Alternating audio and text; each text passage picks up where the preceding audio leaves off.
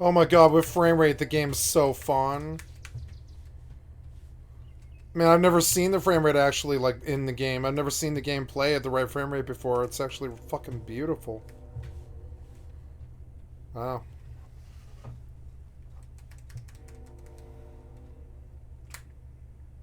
Let me show you.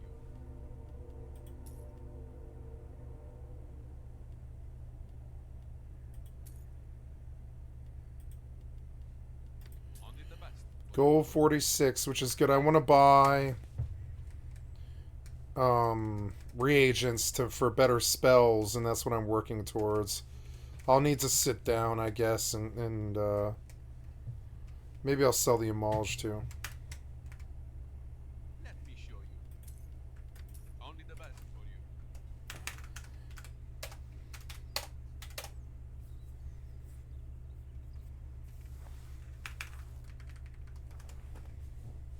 Welcome back anytime. See what I have for you. Nice talking to you.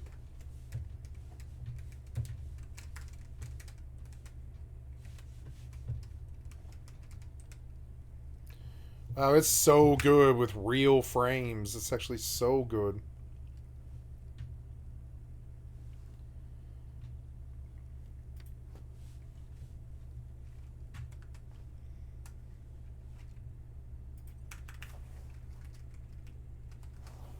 It's playing well with others too. It's good. Oh, he went down. Yeah, damn, it's 4 in the morning, huh? Yeah. And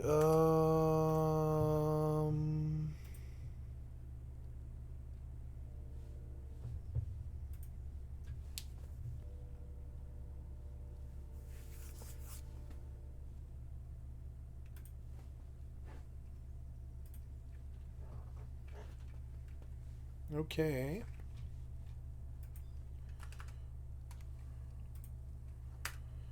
Okay, full mana and all that.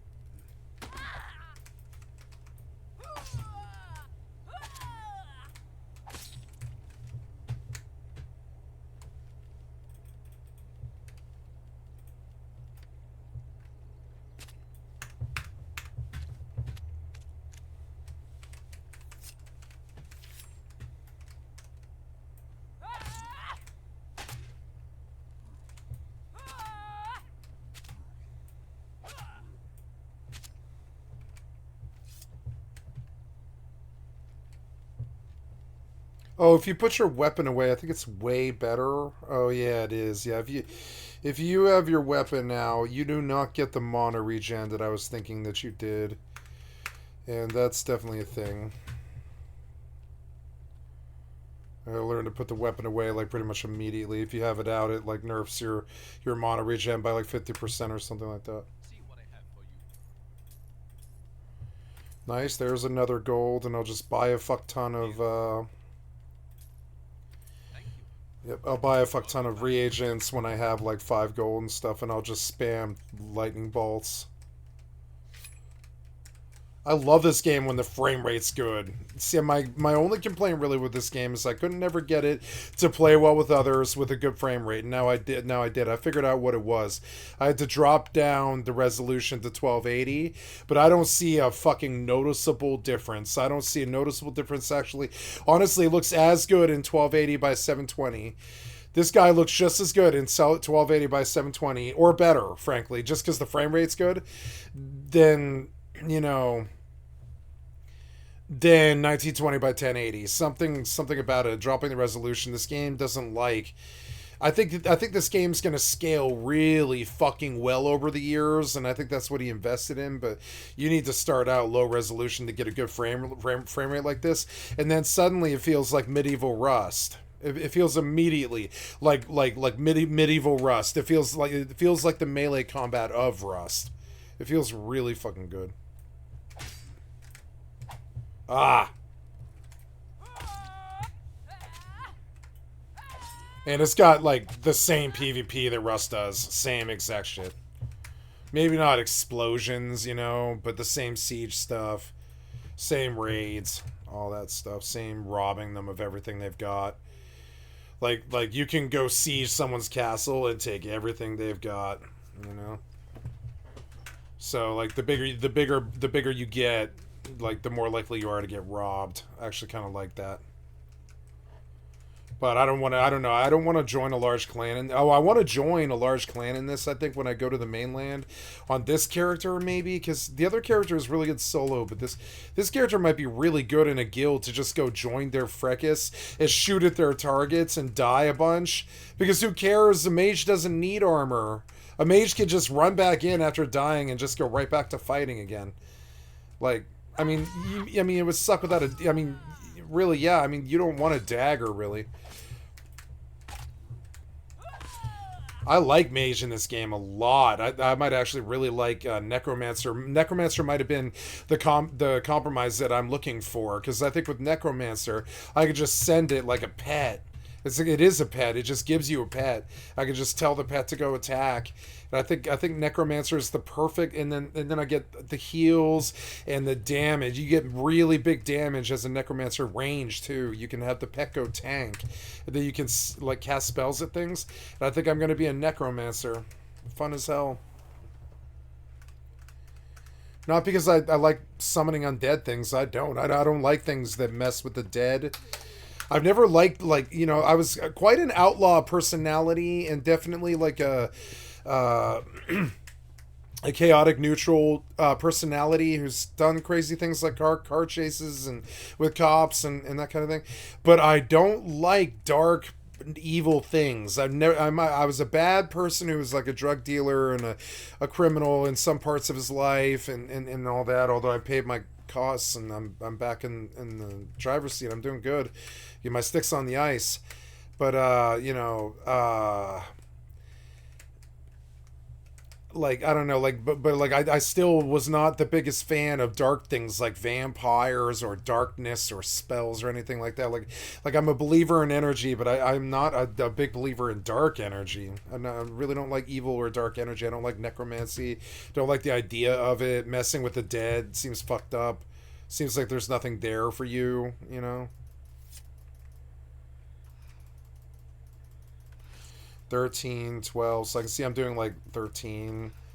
Apparently you have to cast this a lot, but one of the cool things about this spell is it's technically free. Because the reagent for it is water, and water is everywhere, fucking everywhere. This guy might win. But I'm just gonna keep casting because it's kind of cool. It's like, am I gonna get him or is he gonna get me? I got you, bitch. You ready? I'm gonna pop his fucking head like a fucking pimple. You guys ready? 3, 2, splush. Oh, it's satisfying. I'm gonna pop his fucking head like a pimple. It's like so fucked up. I mean, like I didn't design the game. It's not my idea that it's like that. Whatever. Get up. I'm like stuck here now. What happened? And I could heal, which is just so overpowered to me. Ouch. Oh, that hurt me. No, I want the spell. What happened to my bar? No, no.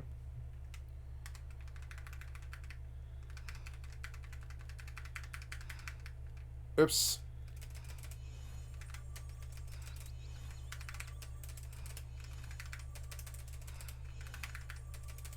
I might be really good at casting spells, maybe. I don't know. I feel like it's something that I kind of understand because it reminds me of Skyrim for some dumb reason.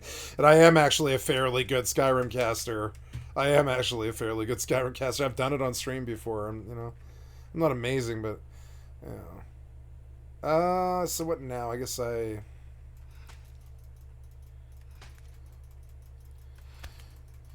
So I guess, like, the flow of it is like... Oh, yep. The flow of it is like you basically open up like spells and then you close dagger because the mob isn't gonna let you fucking cast at that point. The mob is not gonna let you cast. Nice, I did not get hit. So I'm gonna go back and I'm gonna like see how long getting like half a bar takes, right? 1,000, 2 1,000, 3 1,000. 4 1,000, 5 1,000, 6 1,000, 7 1,000, 8 1,000, 9 1,000, 10 1,000, 11 1,000, 12 1,000, 13 1,000. Fuck.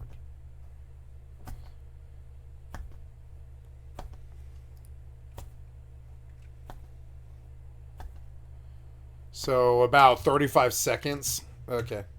So it's like a 70-second monobar. And so I think if the monobar is 70 seconds, right? And when it's down at half, then you know you got 35 seconds of waiting to do. So just, you know... some kind of sound glitch. I don't like Spurt. It's so weak, but I mean, it's free. It's fucking water. The only reagent is water. Water is such a cool reagent. Fuck you.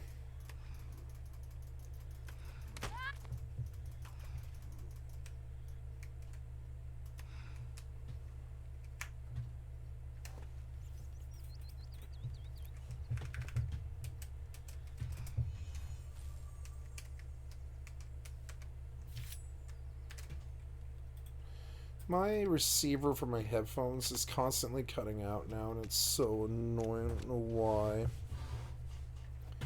Maybe it's that thing is like blocking it or something.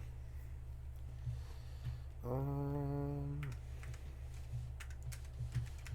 got a lot of stuff. I'll just go sit while I gain mana. I suppose I should go buy reagents, but it means walking all the way to the town, which I don't want to do. Wow, with frame rate, the game's so much more fun. Why is this game why did it take me so long to do this? It took me so long to find these settings. Like, what the fuck? I've tried before and I couldn't get it like this and never played like this. This is like it's an actual game. It's I have what you're looking for. goddamn developers and their fucking inconsistent like performance. It's just, you know, you never know what you're gonna get. It drives me crazy. Deal. Fucking wishy-washy ass backwards, fucking backwards fucking industry. You never know what you're gonna get with your settings or whatever. It's such a weird, for such a scientific code-based industry, it's such a swing and fucking miss experience. It's just swing or hit, you know, or swing or miss, you know. It's like hit or miss. Excuse me. It's just hit or miss, you know. What's that thing?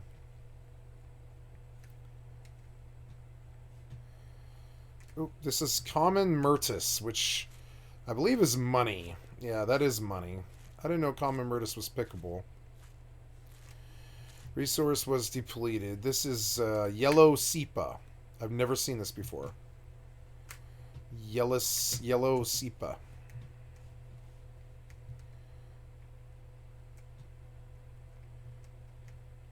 I wonder if I can kill a deer.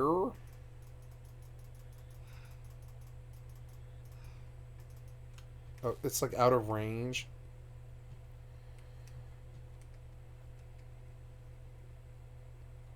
I can like shoot a deer.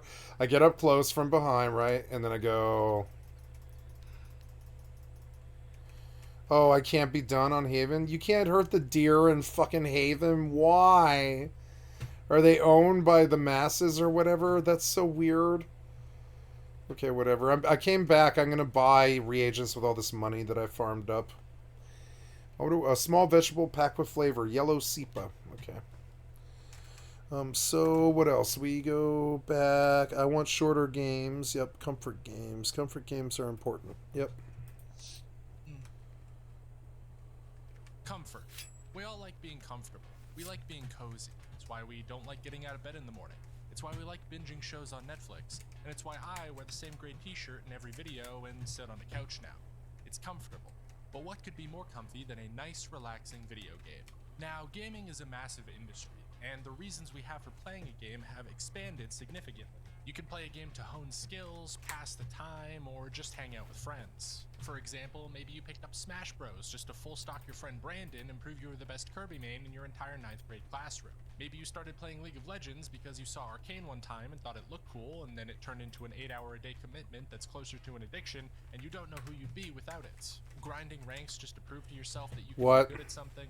Staring into the abyss of solo queue so long that the abyss started to stare back. Yeah, don't do that. Please do not do that to yourself. Jesus Christ. Do you guys listen to yourself talk?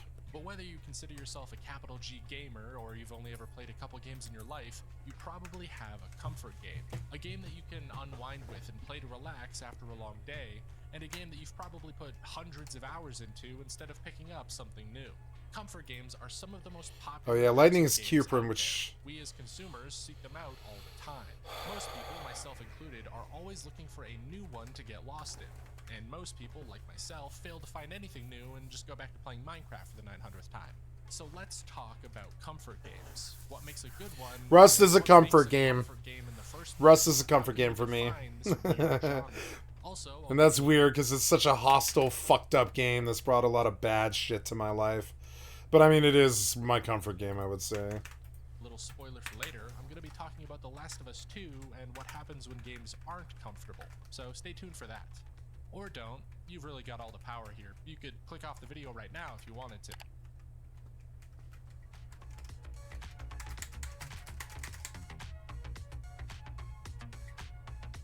So what is a comfort game? What are we talking about when we say that? Because calling a game comfortable can be a very vague way to describe it. It can often get overused like a lot of other video game buzzwords. Except unlike a game that makes you feel like Batman or feels meaty, I think there are actual factors that can go into making a game comfortable. And to help me understand what those factors are, I made a post asking you what your favorite comfort games are, and what a comfort game means to you. Your answers were very insightful and helped a lot, and I'm not just saying that because I like you. I can't fucking wink. So I'll be using some of the games you commented for examples as we go to try and help me break down this strange type of game. Now, the biggest and most encompassing factor to a comfort game is a sense of familiarity. Being comfortable and being familiar with the game kinda go hand in hand. But familiarity is also a pretty big topic, so let's split that up even further, starting with the gameplay. For a game to have familiar gameplay, it has to be both easy to pick up and easy to replay. If you're able to just pick up a game and get it, then that game is much easier to come back to. On the flip side, if you pick up a game after not playing for a couple months and you basically have to restart because you forget how every mechanic worked, then that game is much less likely to be a comfort game, which is why a lot of the most popular comfort games are ones like Stardew Valley or Minecraft. You can just boot up those games and immediately start having a good time because there's no roadblocks to the enjoyment. You can't even really lose either game at all. Like, I don't know what could possibly be a failure state in Stardew Valley. You didn't get the depressed alcoholic to go on a date with you in time for the big festival? Try again next year. It's not a big deal. And in the same vein, games like those are infinitely replayable because there is an incredible amount of content that you can do. Even if you're bored, you can just start a new game from scratch and go a different route. Go after the purple-haired girl who eats rocks instead. Everyone in this town is bisexual and will marry you if you buy them enough stuff. Looking at people's answers like Pikmin or Katamari Damacy show this off even more clearly. Those games are so quick to learn, you could probably pick up all the mechanics just by watching someone else play for a couple minutes. Oh, I've just got to roll stuff up into a big ball. That's it, I guess. And Yeah, it's good. It was really good, though. in order for a game to become comfortable, it has to be easy or forgiving, like Stardew Valley. But that's why I want to emphasize that it's not tied to difficulty or inherent replay value, but familiarity. Because a game can actually be incredibly difficult or obtuse and still be your comfort game. I mean, the most popular comfort game that people commented when I asked was FromSoft games, which are notoriously difficult and punishing. Yeah, Many Rust. people hate these games on the basis of them being too hard to get into, and yet surprisingly, many people find comfort in them. Why is that? Well, it certainly isn't because my biggest video is still a critique of Elden Ring and I owe almost all my success to that game. A bias towards FromSoft games in my audience? Now that can't be it. I think the biggest reason why many people find these games comfortable is that while they are very difficult to start out, you can learn their patterns very quickly. If you stick with a game like Dark Souls, you basically need to become familiar in order to progress. The game physically won't let you proceed until you understand its mechanics well enough to do so. And so the people who beat FromSoft games are going to be very comfortable going back and beating them again. Because once you kill a boss once or clear a dungeon for the first time, the second time is going to be much easier because you already know how to do it. It's much more familiar to you. Bloodborne is personally one of my favorite games of all time because of this. And Yeah, a me huge too. comfort game that I go back and replay all the time. I don't, because they won't let me. I'm a PC Master Race People's person. comfort games They are fucked me. RTS or strategy games, which are also very complex and hard to get into. I personally never clicked with those because they look more complicated than my own taxes, but to many people, they're what's familiar. And to further expand on familiarity, along with the game having lots of content or being easy to get into, you've also got the glue that holds it all together, which is how the game actually feels to play. Because comfort games tend to have something that a lot of other games don't. The best way I could describe it is inherently satisfying gameplay. Which might seem a bit stupid. Obviously every game tries to have satisfying gameplay. That's like the first lesson of game design, but let me explain. The comment that actually inspired this video was surprisingly one on my horror games video, which you can watch right here, that asked about walking in video games. Specifically in games like Death Stranding or Shadow of the Colossus, where a lot of the game is just walking around this giant empty map. And that comment in those games got me to thinking as to why they're enjoyable. Because walking in a lot of games is very tedious. It's the part that you skip with fast travel to try and get to the good bits. But in both these games, as well as many others that have a large portion of walking, like Skyrim or The Witcher 3, the reason they feel different is because walking around and exploring the map feels satisfying. There's music or ambiance playing, the scenery is gorgeous, and in the case of Death Stranding, there's even walking mechanics to try and keep you engaged. These games have managed to take the typically tedious gameplay and turn it into something low effort and relaxing. In the same way that, again, going back to Minecraft, some of my favorite parts of that game are maintaining a farm or strip mining or breeding animals. That, by all means, should be the boring part, and yet I just love spending hours mining out a cave while watching a YouTube video or listening to music. More so than even the engaging gameplay moments like exploring the nether or fighting bosses. Many times you will hear comfort games referred to as a game where you just turn your brain off. And what I take that to mean is that where lots of games can have boring segments that you just want to skip past, a comfort game can have you feeling some satisfaction in every aspect of gameplay, even those more mundane tasks. Sure, the main game might have some more skillful or engaging gameplay involved, but those long stretches in between are often the reason you go back and play. Whether it's swinging around in Spider-Man or walking in Death Stranding or grinding in World of Warcraft, there's just something about that low-effort gameplay that the game can make relaxing. Even just talking about Spider-Man, for instance, the web swinging in that game Oh, is I don't a have a book. perfect example. Because Wow. it has enough depth that you can pull off tricks to look cool or go faster, but you don't need to actually think about what you're doing at all. So you can devote just enough attention. Wow, to this get the game's game performing right, better than not some enough of the that other it games feels I like you're play. putting any effort in, What the which fuck? is a surprisingly fine line to walk. Because you can look at a game like Final Fantasy VII Remake, and there is just a lot of walking in that game. Like, I don't know why this genetically enhanced Super Twink can jump 50 feet in the air and wield a sword bigger than his own body, and then just decides to walk slower than my grandmother. Don't get me wrong, the rest of the game is fantastic, but it's because those slower parts didn't grab my attention that I wouldn't consider it a comfort game. Super Twink A lot of isn't it a really feels good really word to tedious, use. And a true comfort game, to me at least, is one where even those slower parts can be somewhat enjoyable. All of the gameplay can be inherently satisfying. I love that song. And on the other side, I see audiences that have more mundane moments to speak of. Games that, instead of making the downtime engaging, just cut it out entirely. As, ironically enough, some people commented that their comfort games were Devil May Cry 5 and Doom. Devil May Cry 5.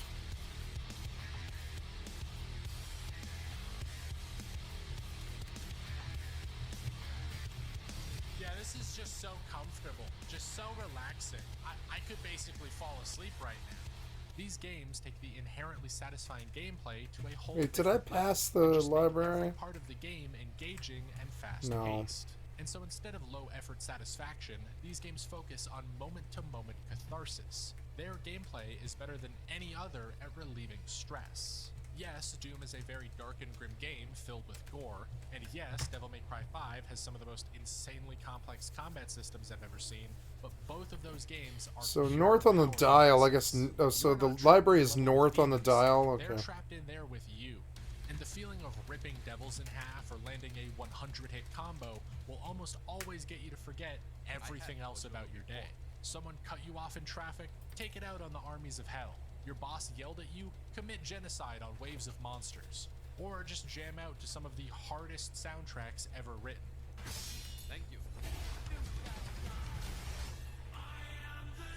Nice talking to you.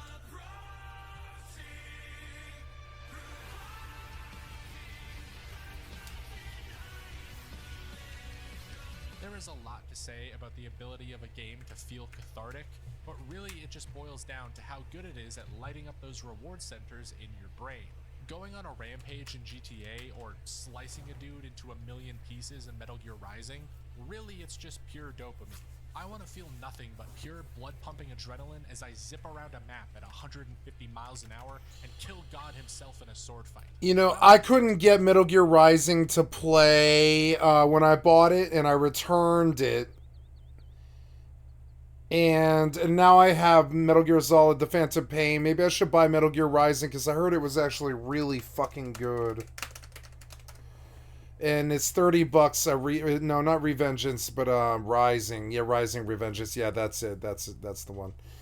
And yeah, I want to add this to my wish list. I do want to buy this game now that I have the way to play it. I couldn't get it to run on my window before, but I think I can now. That's supposed to be a really fucking good game that I've never played before. UI scale's 118. We're gonna go 135. Save. Yeah, did that work though? I think it did. Yep, it did. And then so we go blah blah. Yeah, because I need a bigger UI. This UI drives me fucking crazy. I hate this UI. But it is customizable. I mean, it is alright. That's alright. Yeah, bring that higher. And bring you higher. You lower. You lower. I think actually I'm supposed to be higher, actually. Yeah, like that. Yep. And now I can read the damn chat, you know? Now I can read the chat. So, or maybe I should just do that. Yeah, that seems like better, I think. Okay, looking better, feeling better, the UI is better, I can see better, yeah, like better. It's better. And, wow, you won't move though, huh? Okay, well, and then, yeah, it seems like it's a little too big, but I don't know, we'll see. It's alright. Yep, skills and stuff. Yeah, I don't have to squint because the print on the screen is really small. It's a very good television, and it makes the print very small, and you can't really see it. Okay, what else? Oh yeah, did I eat enough or whatever? Yeah, I did. So good. How's she look now or whatever? Does she get fat or whatever because of this? I don't know. She's skinny. No, she's skinny. Your character is about biting her. So it's different with this. What about okay.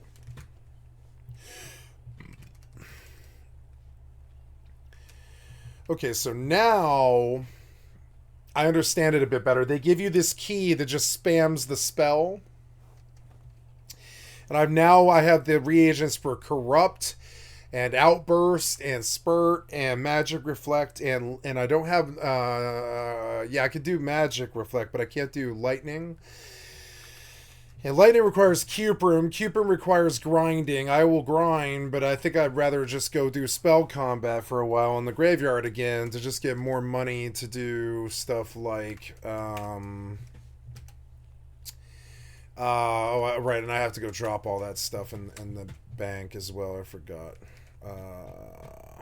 Wow, this was it. This is the settings I've always wanted. This game became a lot more playable for me suddenly with the frame rate finally being fucking playable. It's like weird. But yeah. Okay, you. These are all reagents, and that's my cooking pot. I love this RP game, actually. It is kind of a really good RP game like that. I can see my skills getting better. I wish I could go bigger, but I mean, this is fine. This is good enough. It's kind of really big as it is. It's all right.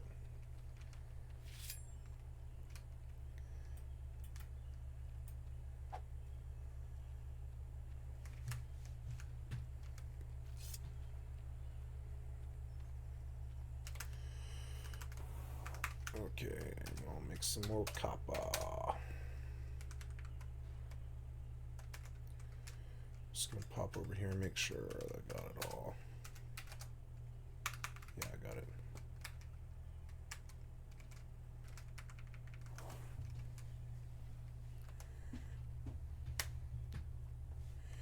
Okay, so gonna go back to the graveyard and I'm gonna auto run there. I love my new mouse, but I have to get used to it. Feel like the most powerful being on Earth, which, rather paradoxically, is what makes all these incredible comfort games. Yep. Because comfort isn't just cuddling up on the couch playing the cozy farm game. Sometimes it's just taking out your frustration. It's feeling better about yourself by making an in-game character feel much worse. I mean, real life is stressful enough. A good game should be able to take your mind off it. The best part of the medium of gaming is that it can make you feel emotions that are real while doing something that isn't. And any game that can do that with every aspect of its gameplay is an S-tier comfort game. So hopefully that can explain the gameplay aspect of comfort games pretty well. Whether you're jamming out to metal music while virtually violating the Geneva Convention, or just listening to a podcast with some crops, it's a game that can be satisfying to play. I mean, yeah, that's one of the reasons why I do gaming. It's funny. You don't want to listen to anything else while playing. Because the next factor of a good comfort game is familiarity of setting, characters, and plot. Basically everything other than the gameplay. If the vibes are immaculate, then you have a pretty good comfort game on your hands. After all, I've talked about how games should take your mind off things, but many times they'll do this with elements other than just gameplay. A good comfort game should try to immerse you in its world. It should provide a sense of escapism. Now, the best way it can do this is through likable characters and setting. Personally, for me, the Mass Effect series is a huge comfort series for this very reason. I can just feel like I'm in the game. I know all the characters. I hate Mass Effect. Just wraps me up in a blanket of action. Music was good. And I can walk around Music was really good. like I'm going to visit my friends. I can totally forget about what I have going on and just focus on this fictional world that I'm in. I mean, there's socio-political issues, space racism, and mass genocide in the world of Mass Effect, but hey, that's a lot better than morning traffic, am I right? Oh. And It like sounds Mass so Effect, bad. Tons of RPGs can become people's as comfort games because they can get That you killed invested in him? the world. The corrupt killed I've never him. played any of the Persona games, but even I know that a huge aspect of it is just hanging out at school. I want to see how the corrupt works. That's a huge part as to why they're so beloved. Or outside of RPGs, there are tons of adventure games that sell you on their characters. Out of range. I could have a gun to my head and be scared for my life, but if I heard the Uncharted theme kick in, it would probably still make me feel better.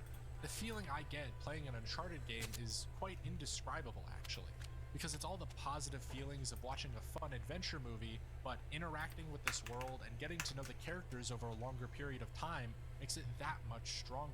The games don't even have... The shake was good. gameplay, if It I'm was. being honest. But for the sheer enjoyment of the world and characters, I replay them all the time.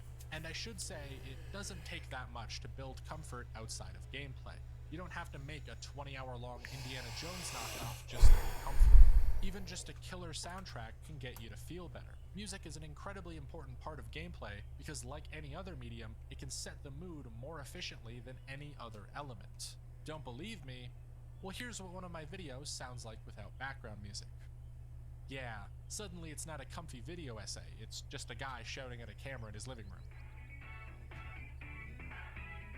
And now, the fourth factor isn't really a critical piece to comfort games, but more often than not it shows up, especially with people's favorites. And that factor is nostalgia. Nostalgia is a powerful thing. A game being your first of a certain kind, or having a strong memory attached to it, can really cement it in your memory.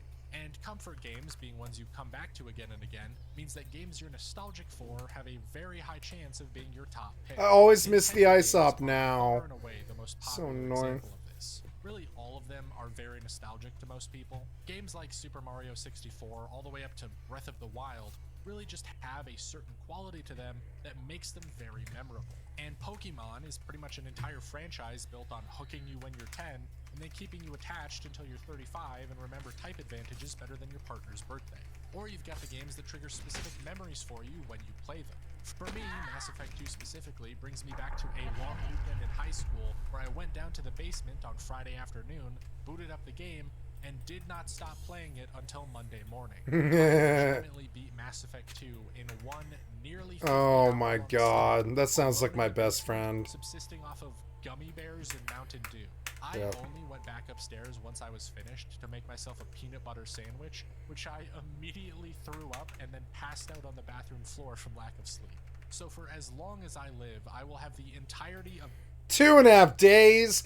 Motherfucker, I used to go 6.5 fucking days at the start of WoW expansion. 6 days and the whole guild would do it too.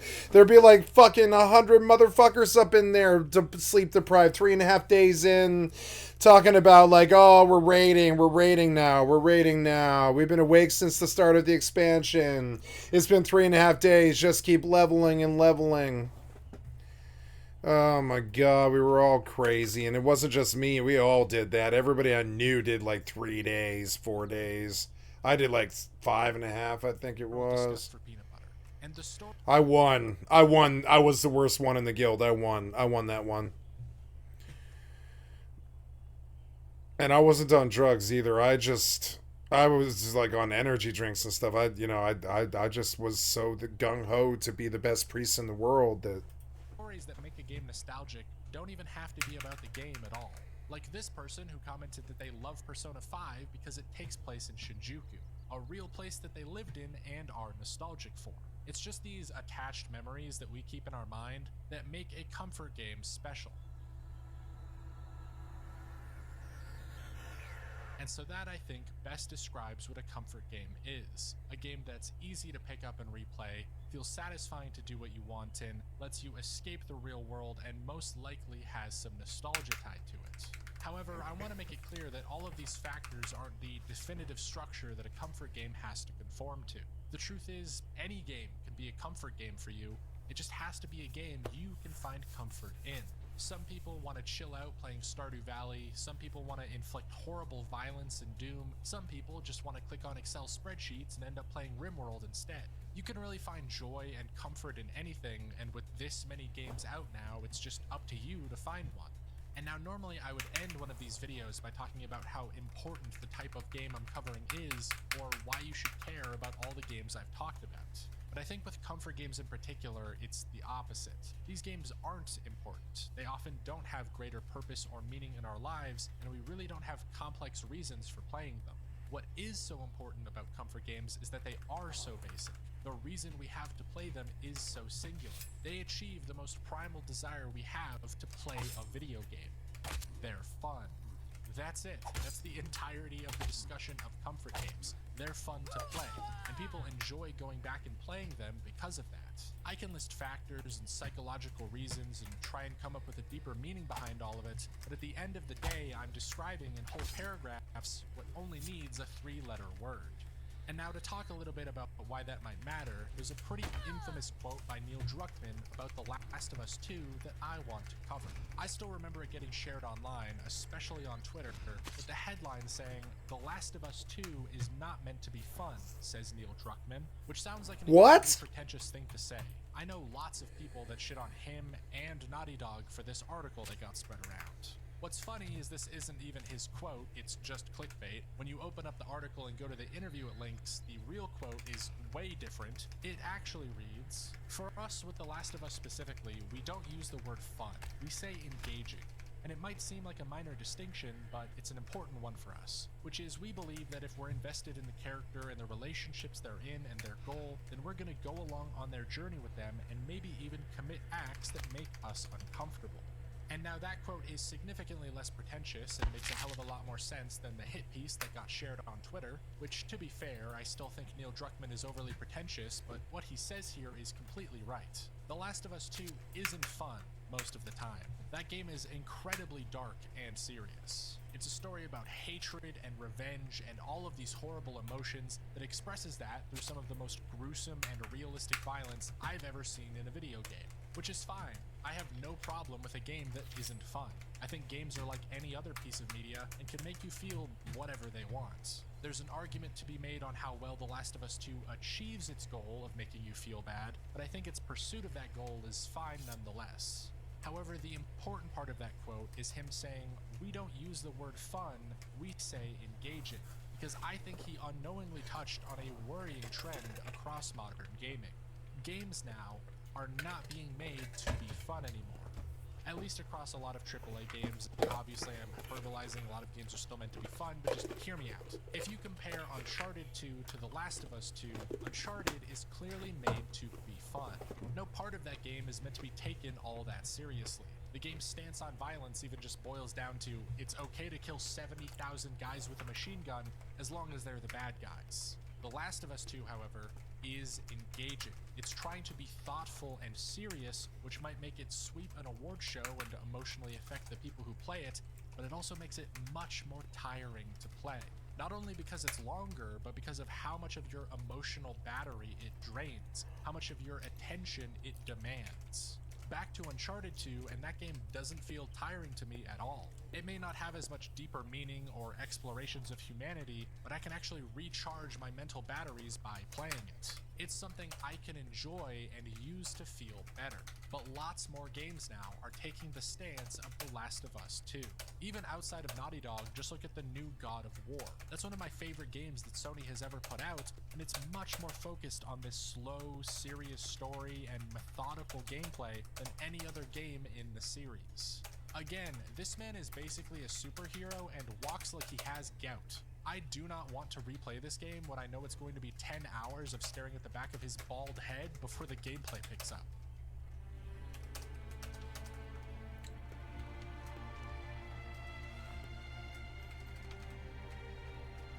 Maybe it's good. I don't know. Seems good. Music's good.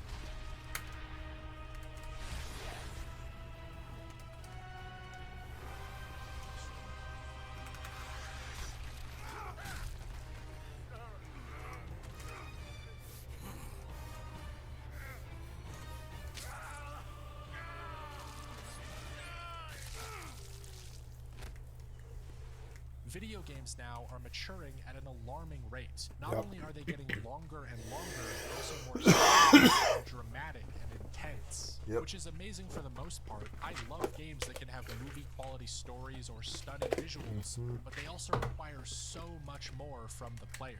So to bring it back around to comfort games, fun is actually the main reason they're important. Because the most common answer someone will give to why a comfort game is a comfort game is that it's just fun. And I think fewer and fewer games are embracing that philosophy in their game design. They're making more and more engaging games, but less and less fun games. Less games that you can pick up and start enjoying right away. Less games that I want to replay over and over again, and less games where I don't have to stress about them while playing. So to wrap up, here's another quote for you. This time from someone with a whole different perspective from someone like Neil Druckmann. The game is fun. The game is a battle. If it's not fun, why bother? If it's not a battle, where's the fun? It's a journey, a passport to new worlds. Yes, the journey requires the right ticket.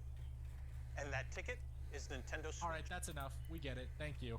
Something I found as I get older, all the way up to my ripe old age of 23, is that I've started dropping games much more often. Because the game expects so much of me that I do not have the time or patience or emotional capacity for it.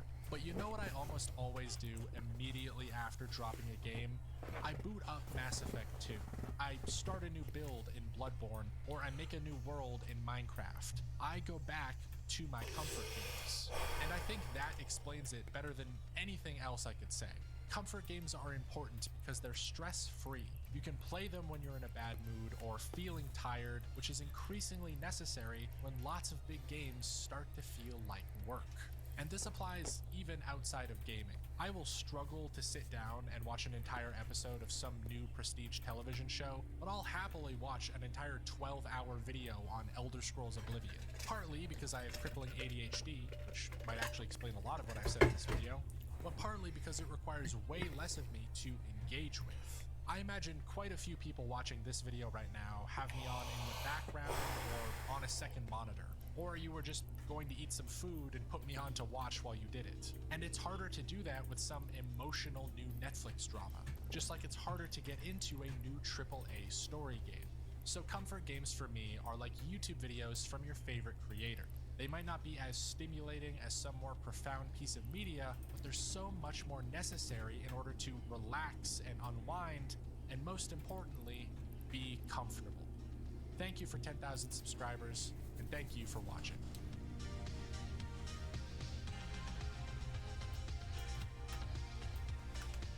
But hey, don't forget that for just $1 a month, you can get your name in the credits like these cool people.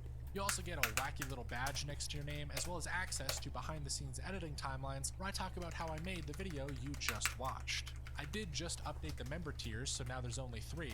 They all give you the same thing, it just depends how much you want to support the channel. Hope you're doing well, and I'll see you next time.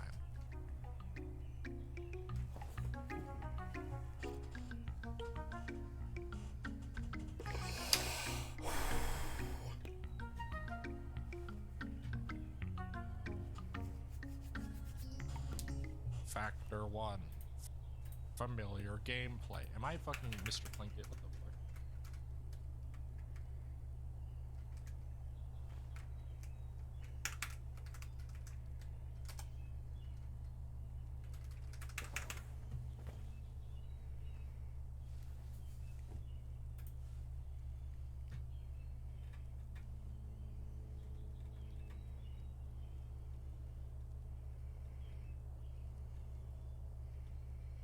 Hey,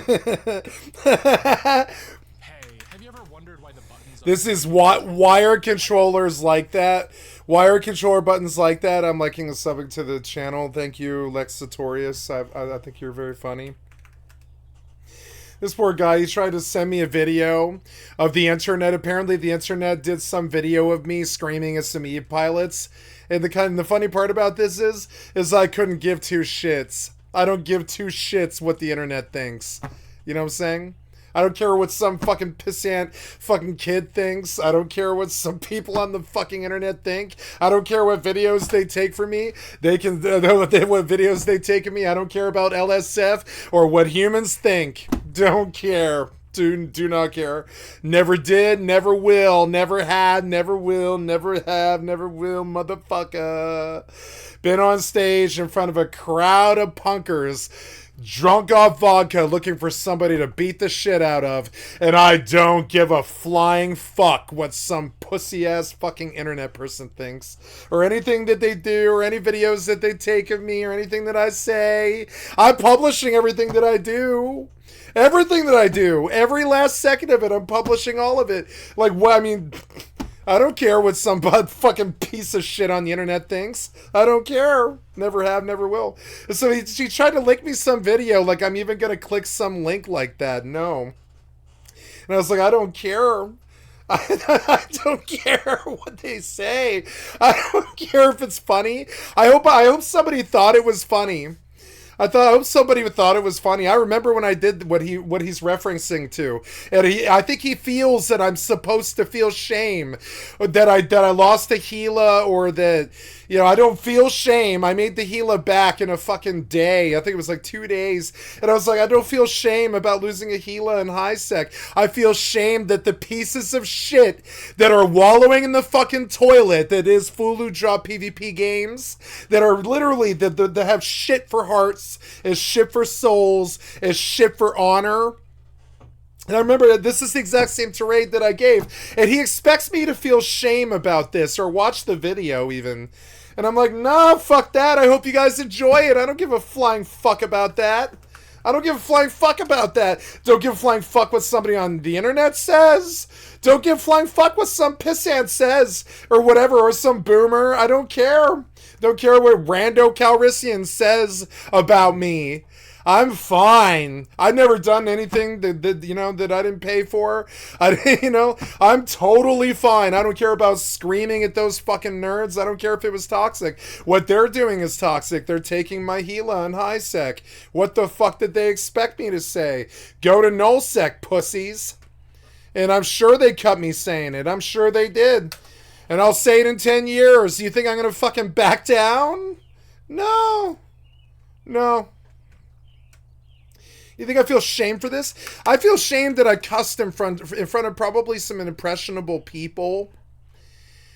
But I don't feel shame for owning them for being the piece of shit, dishonorable, human excrement for souls, minds, and hearts. They're up there running their... I mean, seriously, like go to nullsec pussies. It's the same thing. Like, go to Vital or something, leave me alone, pussy. You have to bully somebody who isn't even focused on you being alive. Go to Vital, do something with your life, pussy. You know what I'm saying? Or go to nullsec, do something with your life, pussy. You know? And they expect me to feel shame about this. Fuck no. Fuck no. And I'm not wrong either. You guys sit around springing traps and fucking high sec and fucking hassling me all the fucking time. Because, you know, you got nothing better to do. You're bored or something. Or you got to tax or fine us. The people that make your ships. Like, goddamn it. Go to nullsec like the fucking developers told you to. Pussies, right? And see, and then this guy thinks that I'm supposed to feel bad that I don't know about what was it, Geth? Why the fuck would I know about Geth? See, there's this breaking logic here, where they assume that I'm a loser like them, who sat on EVE Online their whole lives and didn't play any other games, who knows what the fuck Geth is. I don't. I'm sorry. I didn't do that. I'm doing that now. But I didn't do that for 38 years of my life. I did not do that. You know? Literally, okay, like for instance, like when I came to this game, I had to have my best friend write me out a goddamn dossier, or it wasn't a dossier. Yeah, it was a dossier. I had my best friend sit there with me for like 4 hours one time, and he wrote out like a social mail with a dossier and all the stuff that I was going to run into and what I would need to know when I got there and all this. And you're going to see it here. Like, you're going to see somewhere in here is the big notes that we did. And I sat down for 4 hours one time, and I just fucking like plugged his brain for everything that I was going to run into and what to do in particular situations and all this other stuff. So we talked about first year training, and I did this. He literally had me do this on my skill plan. He was like, this is your skill plan for the first year. And he did it. He had me run all the way through this, right? This was your skill plan for the first year. This is valuable information that I actually don't honestly like giving away. It's almost like a secret. You know what I'm saying? It is a secret. It's a fucking secret, right?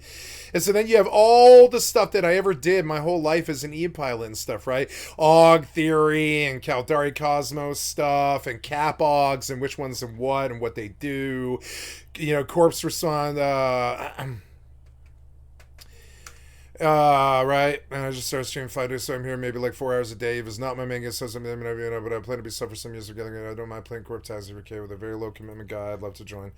E-mining improv's wish list, expedited explanation of EVE, filaments for hide and null, fleet doctrine, general info, Gila crystal logs, hauling notes, high sec escalations. One of these is his notes. It's just like overall notes for everything. But I mean, like I like literally I quizzed him on 5 years of knowledge or something like that. Putting your ship on under risk, right, and what to do. He pulled all this information off the internet. We just recorded it in my log. And I used to go like going through this and stuff. Rulon taught me a lot of stuff. Rulon was a really good, interesting guy. He taught me a really lot of good stuff and stuff. And so I just record all the information that these nerds give me if it's valuable to me. And so like, and this is the difference, right?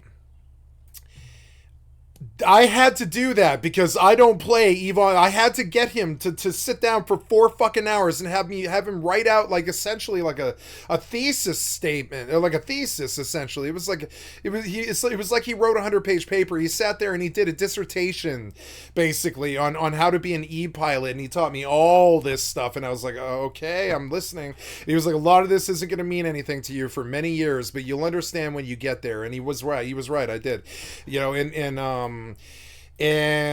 you know, and so and that's the difference, right? I was able to skip a lot of EVE Online because I was just told all of the secrets by somebody. You ever been loved by somebody so universally, one of your best friends? They'll just give you everything they've got. It doesn't matter. They don't care. So he gave me everything that he knew. He opened up his accounts to me. He was like, here's 3 accounts, enjoy them, fuck around for a year. And one of them was a booster way back then when that was like really fucking rare, you know? And like, and I lost the booster. I lost that shit. First time I went out, I lost that fucking Orca in the wrong system, something like that. Safety or code, something. They've always been harassing me. And, yeah, and, you know, it's just kind of funny. And so the difference is I didn't sit on EVE Online for those 10 years. I came in for a fucking, like a 5-month period in 2015. And I went hard and I lived in nullsec and I learned the game. And then I just took a break, came back to high sec and didn't even worry about it for 4.5 years or something like that. These guys played that entire time, you know? So they're like, here's the systems so you shouldn't lose a Gila in and all this. And I'm like, you have to understand, I don't play this game I do now, and I should know this stuff now. When I lost the ship, it was still okay for me to lose the ship in Geth, because how the fuck would I have known?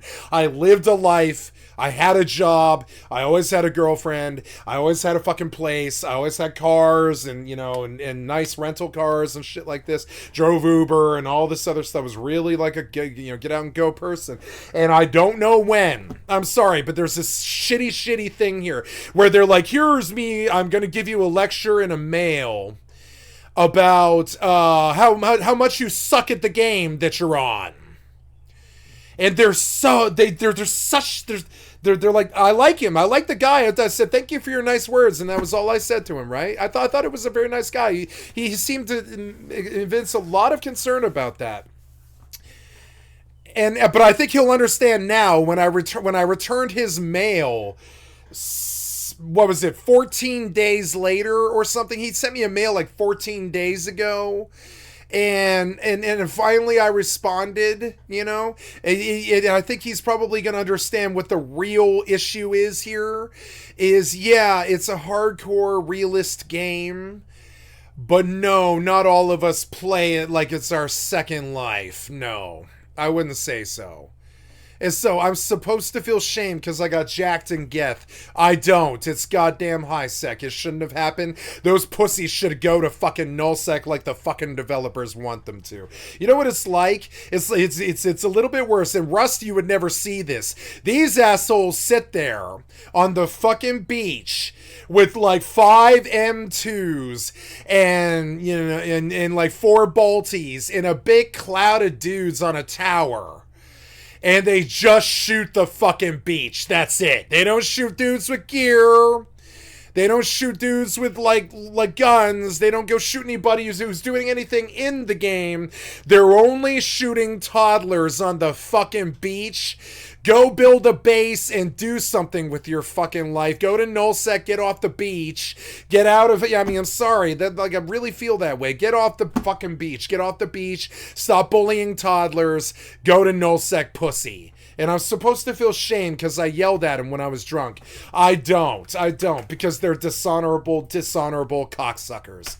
And I'm sorry, the way they play is full of dishonor because they've got human feces for brains and hearts. I deal with them every day. Dealt with it today. Dealt with it yesterday. Human feces for hearts and brains and fucking hearts. If they were real people with real hearts and souls and brains and some redeemable fucking value, they wouldn't treat their fellow fucking human beings like that. You know what I'm saying? The only reason I bully them is I'm the victim. And trust me, when it's not on my mind, I don't fucking say it or think about it. I don't go. The only reason honestly, I forgot that shit even happened. It would have for the rest of my life. I would have just forgot the shit happened. It has happened to me all my life. You might get like trust me, like 10 years before they ever had LSF or like whatever. Or even Reddit, 10 years before Reddit, I'm sure some nerds were talking about me in some fucking scene in my fucking mouth. And I don't give a fuck what some fucking nerd on the internet says. I never have, never will. You understand?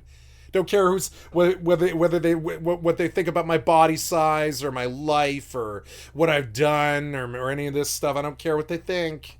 You know what I'm saying? Honestly, don't care. I don't care about as much about their lives, and what they think is probably about as much as they care about mine, you know, which is like 0. They don't care.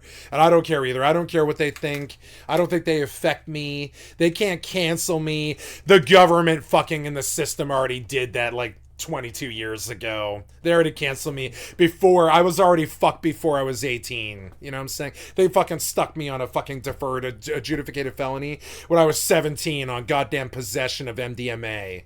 You know what I'm saying? That was when I was 17. They done fucked me. Goddamn, that was the deferred adjudicated felony. So it's not on my record and hasn't been for 13 years. It's not there. I don't have a felony on my fucking record. It's deferred and adjudicated. It's not there. But I mean, like, I did 11 months of drug court for that in Denver and all this. And I saw before I was 17. I literally, that shit happened to me when I was goddamn 17, right? By the time I was 18, I was still on probation for that on drug court charges of fucking high-speed chase and possession of MDMA and all this shit, right? And, like, the lesson is, right, there's nothing a nerd could ever fucking say. There's nothing they ever could fucking do. I done got fucked when I was 17, 23 fucking years ago by the system so fucking bad. There's nothing some nerd could ever say or fucking do on the internet. There's nothing there. There's, you understand? There's nothing to lose for me. I don't care about my reputation or selling units or anything like this or commercials or money or merch or any of that stuff. I done got fucked goddamn 21 years ago. And I'm long over that waterfall in the barrel and it's smashed on the rocks and I'm bloody and beaten and I'm like crawling through the bushes in the fucking gutter and shit. And they just want to come along and they want to be like, you need to learn more about this, the one game that you think I play all the time or whatever, or you think that I should be better than you or something like that. And I'm like, I don't give a flying fuck what you fucking think. I can tell you all goddamn day until you get it through your dumb brains or whatever. And I like that guy. I'm not talking about him.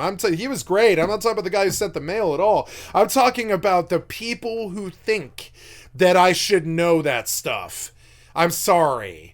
I did not have the luxury to sit there and learn about EvE my whole life. I didn't have that. I did it with WoW, and it cost me. It cost me everything I had.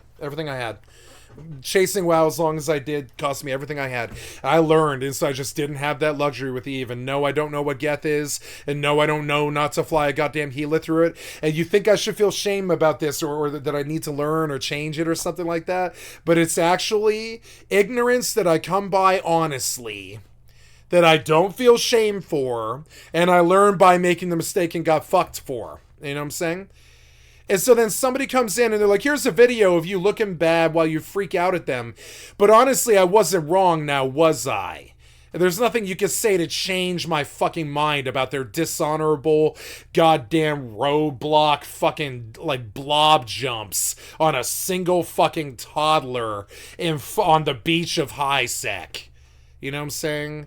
Nothing you could ever fucking say about my bad behavior is going to change my opinion about their bad behavior. It's a mission to civilize, bitch.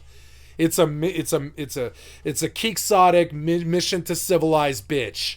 Your behavior was bad, so you play stupid games, you get stupid rage prizes. And that's what I gave you. And I light you up in front of your goddamn community, and I make fun of you in front of mine, and I publish it. And not only does that video exist in your world, it exists in my world, in my repertoire, in my recordings, and it's there in my world, and I published it, and I'm proud of it. One day I'll watch it, and I'll be like, I remember that. I remember when I dissed those scrubs in High Sec. Maybe they changed their lives. Maybe. I remember that when I dissed that scrub on fucking Rust a billion times. And, you know, maybe one day we can dream that they somehow stop being toilet bug losers. You know, we can dream, but nah, 5 years later, they're probably still in that roadblock or still stuck in that fucking Rust goddamn lemming loop trying to harass people or whatever. And you're like, you try to pray like it's like a quixotic mission to fucking civilize. You pray that these garbage toilet bugs wake the fuck up to the fucking reality that they impose on the other people around them as they fail to read the fucking room about their own bad acting. I mean, I'm sorry. As they just fucking full-blown fail to fucking compute. Fail to do it. Not even on their fucking register. They're totally unaware of it. It's because they're half my age. They just don't know. They have no fucking clue. They just haven't lived life long enough.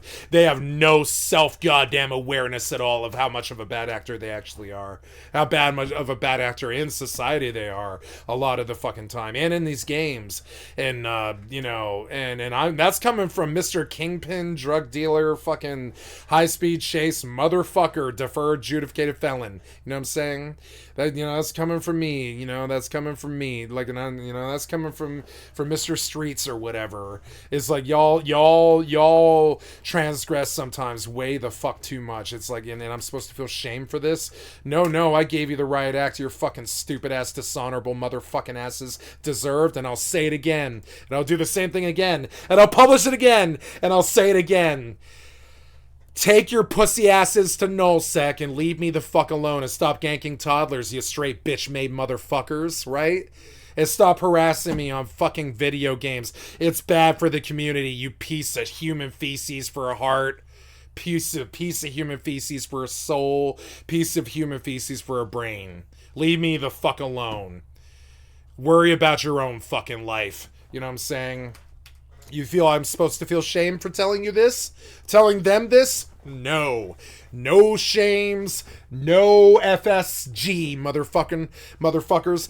No fucking shame given. No fucking shames given. No shame given. I do not feel shame for on my quixotic mission to tell those pussies to go to fucking nullsec and tell the abuser to leave me the fuck alone and worry about your own fucking life, pussy.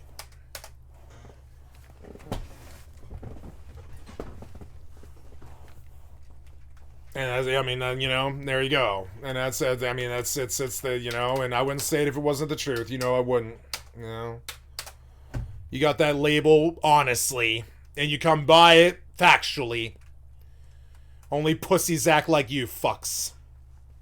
I don't sit around and ambush toddlers. I don't sit around and door camp. I don't fucking sit around hack games or anything worthless pieces of shit do. You can pass all your fucking judgment you want.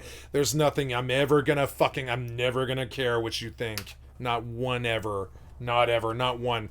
Remember, 95,000 different little attacks that you make. I'll still not fucking care. I don't care. My resentment, I care. You know what I care about? I care a great deal that you keep trying, because it just keeps proving to the fucking world how much of a broken-ass moron you are. Regressing every single fucking day and showing up all goddamn day like it's your life that I'm living. That you just get to traipse in. It's not. It's my life, motherfucker. Go live your own life, loser. You know what I'm saying? You're never gonna get my balls in your fucking mouth. You're never gonna get them there. Stop dreaming. Same with those motherfuckers in safety or code or whatever the fuck that Armada was. Socking toddlers. Great Armada to sock toddlers, you know? Fucking pussies. See, you hear it in my voice? That conviction that what I'm saying is the truth? Because it is. Pussies. You know? No shame, no fucks given, no lies told. Facts.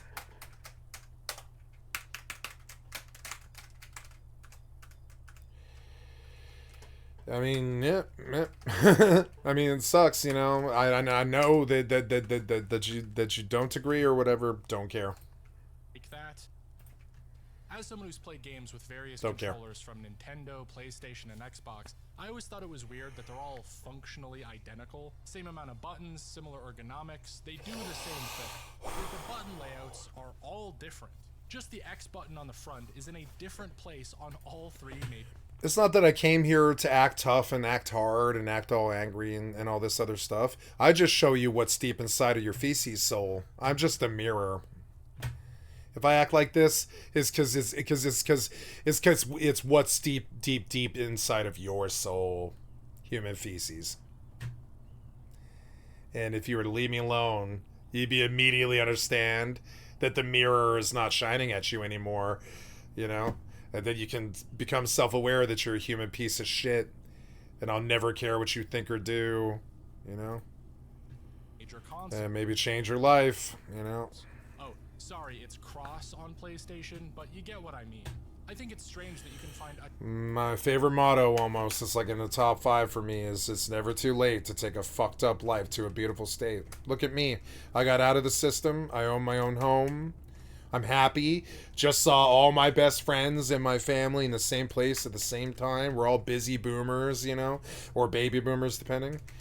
And, you know, and did some traveling. I walk every day. Walked 4 miles yesterday. I'm going to walk fucking 2 miles today, something like that. And I feel great. And I got a suntan, and I'm doing good. Lost 100 pounds. Doing fucking great. All those things. Do you hear me talk about myself, right? All I do is worry about myself. Now, this might sound selfish, but it's actually the human state of affairs. Something I suggest you do, moron. And, you know, give in to God's genetic code and your breeding or whatever the fuck, and worry about yourself and leave me the fuck alone, loser. Live your own life. Stop worrying about mine. It's my life, not yours. You'll never have it. A ton of history videos and books diving into all the other specifics of each piece of hardware, what processors the consoles used, who invented each major feature, but the button layouts are something that almost nobody talks about.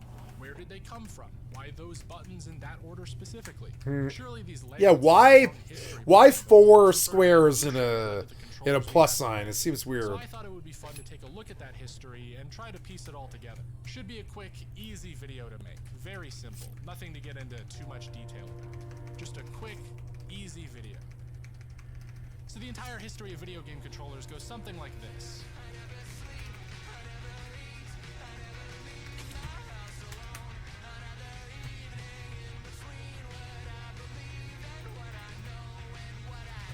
Oh wait, hold on. Before we continue the video, I should probably eat something first. I don't know about you, but I've been trying to cook more recently. Ordering out is too expensive, and fast food is way too unhealthy. So I've joined up with HelloFresh, America's #1 meal kit, because they're offering fresh ingredients and chef-crafted recipes at a surprisingly low price delivered right to your door. Make good food a priority this year and choose from HelloFresh's biggest menu yet, with over 45 recipes and even more market items that can support your lifestyle. Just pick a recipe and a delivery date, and HelloFresh will handle the meal planning and the shopping. So all you have to do is open your box of pre-portioned ingredients and get cooking. As someone who's a bit of a picky eater, I love that HelloFresh always has a ton of options for what to eat, so I can pick the ones that seem interesting and not have to worry about shopping for ingredients. And now, when you try HelloFresh, you'll get free dessert for life. That's right, every new subscriber gets one free dessert item per box for as long as you have an active subscription. So just click the link in the description or use my code and get 16 free meals plus free dessert for life while your subscription is active. That's 16 free meals and free dessert for life just by clicking the link in the description or using my code. Thank you to HelloFresh for sponsoring the video. Back to the episode.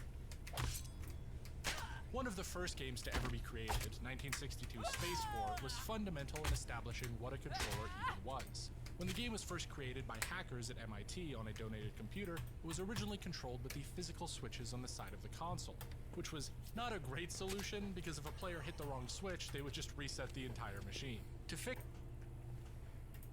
this and make something more playable, the team working on Space War actually called over 2 members from the nearby Tech Model Railroad Club to help. And so Alan Kotok and Brandon A. Saunders would bring spare parts from the train set they were building and assemble that into one of the first video game controllers. Now, it is important to note that Tennis for Two created a nearly identical control box for their game 4 years earlier, but that one doesn't have a good story behind it. Nice. So as you'll notice, the levers on the Space War controller are meant for trains and not games, and only moved in one direction each. It wasn't until 1967 when Ralph Baer would Wow, create 10% the additional first mining, yo. directional joystick for a video game, if only a prototype. He then forgot he did that when creating the Magnavox Odyssey in 1972 because they slapped a couple knobs on a toaster and called it a day. And a lot of early video game consoles honestly just threw ideas at the wall to see what stuck.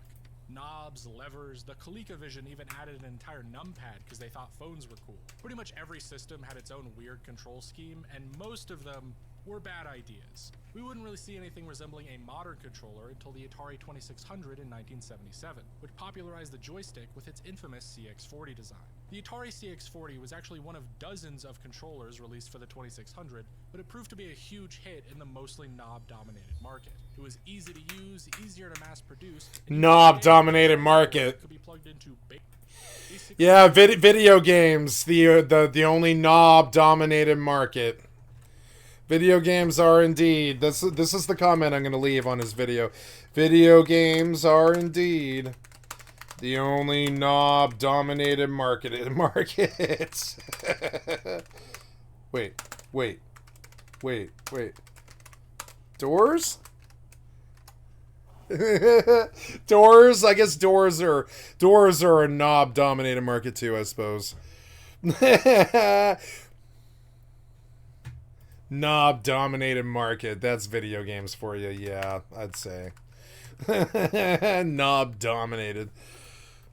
Oh, it won't let me type this comment because it's really incompetent. It's YouTube and it's fighting me over my ad block and it's just annoying. Stupid YouTube. It's reported that at the height of its popularity, 1 in 5 homes in America had this joystick lying around somewhere. Oh yeah, I got something lying around in my front pocket for you. Why don't you reach through the pocket and feel for the knob? Toy company that would revolutionize the world. You know it, I know it. Let's all say it together now. The EPOT Cassette Vision. That's not the one you were thinking of? Okay, so the Cassette Vision is honestly not a very special console on its own. Its built-in controller sucked, actually. But I just wanted to highlight it because of these 2 buttons right here. Pretty much every home gaming system and arcade machine up until 1981 would have some variation of start, reset, clear, game select, player select, or power on. But none of these were standard. However, the Cassette Vision would prominently feature start and select, and being the highest selling console in Japan in the early 80s, it's easy to say it helped the convention stick. Though Hey, shortly I'm after out of the success sulfur vision of now. Japan, the US would go through this little Oh, thing I'm called out of the video game sulfur crash in now. 1983, Damn where it. the bubble that supported all these crazy Expensive. consoles burst, and the industry went from being worth $3 billion to just over $100 million Is in it? only a Yeah. couple years. What's Outburst? Companies It's like Epoch saw their sales hit a brick wall, Magnavox left the industry entirely, and Atari got hit so hard they had to pull a Walter White and bury their excess product Sulfur in the middle of New Mexico. Niter. Things were bleak, and all of these goofy sci-fi inventions calling themselves controllers went up in a puff of smoke. It would take some real focused innovation and craftiness to pull out of this slump. Some might say, you'd have to leave luck to heaven. Okay, if you don't know, leave luck to heaven is commonly assumed to be the translated meaning of Nintendo. In 1983, the Nintendo Famicom would release in Japan and have the same impact on the video game market as McDonald's impact on childhood obesity. This console, and specifically its controller, would become the new blueprint which every other company would build on for the rest of time. You had the start and select buttons on controller 1, a volume slider and weird little microphone that nobody ever used on controller 2, and most importantly, a D-pad and 2 face buttons labeled A and B. Why A and B? In order? Excuse me. Shut up. Just the same way that the gaming industry lost $3 billion in just a couple years after 1983, when the Famicom became a smash hit in Japan and released in America as the NES, the industry gained $2 billion of those dollars back by 1988, with Nintendo making up over 70% of that. This one console basically saved gaming single-handedly, and so, of course, competitors rushed in to copy it. The Sega Master System, aka the Mark III, ditched the Mark I's joystick for a Famicom gamepad. The Atari 7800, which originally came with a Proline joystick they'd used for the 2600, re-released in Europe with a Famicom gamepad. The PC Engine, the official console companion to the PC-98 computer, came with a Famicom gamepad. If there was anything you could be sure of in the late 80s, it was that leg warmers would never go out of fashion, and a D-pad and 2 face buttons was the way video games were headed. However, in October of 1988, Sega would show the world a radical new idea. A third button. That's it, the Genesis just added a C button. And this gave Sega all the confidence of Peter Parker in Spider-Man 3 because they quickly started an ad campaign about all the stuff the Genesis does that Nintendo don't. Sure, you could chalk this up to Sega's console being 16-bit instead of the Famicom's 8, but I'd like to think it's all because of that third button. Oh, and they did also switch up the layout from BA to ABC for some reason. I don't know. So right around this time, in the late 80s, fighting games were starting to become really popular. And where platformers and early RPGs could be best played with just A and B, Street Fighter in 1987 was best played with a 6-button arcade layout. Now, it did originally have a 2-button layout. A so-called deluxe arcade cabinet was released where you would just physically punch these oversized, pressure-sensitive buttons and do different attacks depending on how hard you hit them. But this version of the game only sold 1,000 units compared to the 6-button layout, which became one of the highest-selling arcade machines in all of Japan. I would really love to see someone win EVE with a punch pad type arcade stick though. Somebody make that happen. By 1990, game companies knew that if you wanted to play games like Street Fighter, you needed more buttons. So Nintendo would answer this call with the Super Famicom controller. Same D-pad, same start and select, but now 6 entire action buttons. ABXY in an easy-to-reach diamond pattern on the front, and L and R on the back to be used as triggers. Now, it should be obvious why the L and R buttons are called that, but X and Y are a little more tricky. After all, the Neo Geo, released 6 months earlier and developed by Takashi Nishiyama, you know, the guy who made Street Fighter, had its 4 buttons labeled A, B, C, D. When asked about the X and Y, Shigeru Miyamoto himself actually gave this surprisingly insightful answer, saying, "Don't worry about it. From here, the evolution of controllers gets a lot more streamlined because we have the skeleton to build on and a clearer idea of where games are headed." Sega, of course, would still try to mix things up and add even more face buttons to the Saturn, this time with 6, but even with A, B, C, X, Y, Z, the Saturn didn't see any sales outside of Japan. Because while Sega thought they were Nintendo's arch nemesis, Sony would come in the third act to show them they weren't even a side character. Everybody knows that the PlayStation started as a Nintendo product. Their collaboration with Sony to make a CD-based add-on to the Super Famicom that fell apart and got spun off into its own console. It's true. Which is why the controller on the PlayStation is just a Super Famicom controller with some grip slapped on. But it also sold 100 million units and did double the sales of the Super Famicom. Yeah. when you look at Nintendo today, you understand that they were never ever gonna have more than like maybe a third to maybe a fifth. I mean, at one time they had the entire market, but they were like right after maybe 1988, we immediately knew that they were never ever gonna have more than 30 to 50% of the market. They just weren't appealing to adults. They weren't building adult consoles. They weren't making adult games. They didn't have violence. There wasn't blood. And so we as kids understood that, but I think the adults kind of forget that at no point was Nintendo ever going to do blood, right? Which really does cut them out of 50% of the market or something like that. That's something that they willingly do. They're like, we believe in our games entertaining kids, and I think that's actually a very noble thing. And so whatever Nintendo wants to do, I don't think of them as Nintendo. I think of them as Nintendo really care about kids. Nintendo really care about kids, but really Nintendo does really care about kids. You know what I'm saying? It's not Nintendo don't have good graphics. It's that Nintendo really care about kids. They want games that kids can play that don't have any resolution issues, or like, you know, play in the window. Like a kid doesn't know what bordered full screen is or any of that shit. So the consoles don't do that to the kid. You know, what the fuck does a kid know about bordered full screen and aspect ratios and shit like that, right? I mean, I'm sure they'll know what it is by the age of like 14 or something, but I'm talking about like an 8-year-old, right? This is why Nintendo is a good company. I don't care what they do to other people. Like in terms of Nintendo, like and what they did for kids in gaming, they will always have this like saints appearance to me. No matter how much they try and rip off kids anymore with their bad consoles, I still think of them as saints, you know?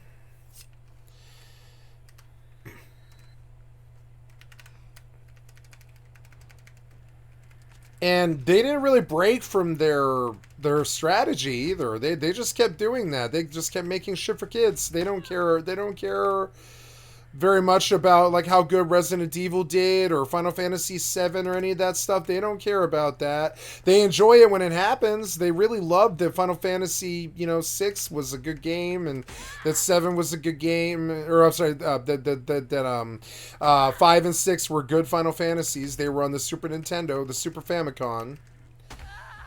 And they were good games, and I think Nintendo was very proud of that, but they were not married to Squaresoft because, you know, Squaresoft had a little bit more of a mature theme. I would say Final Fantasy VI was a little bit more mature than Nintendo was comfortable with, maybe. Although they were okay with stuff like Contra and even Narc. I mean, I believe Narc was on the original Nintendo, which shows that Nintendo doesn't really care about violence, I don't think.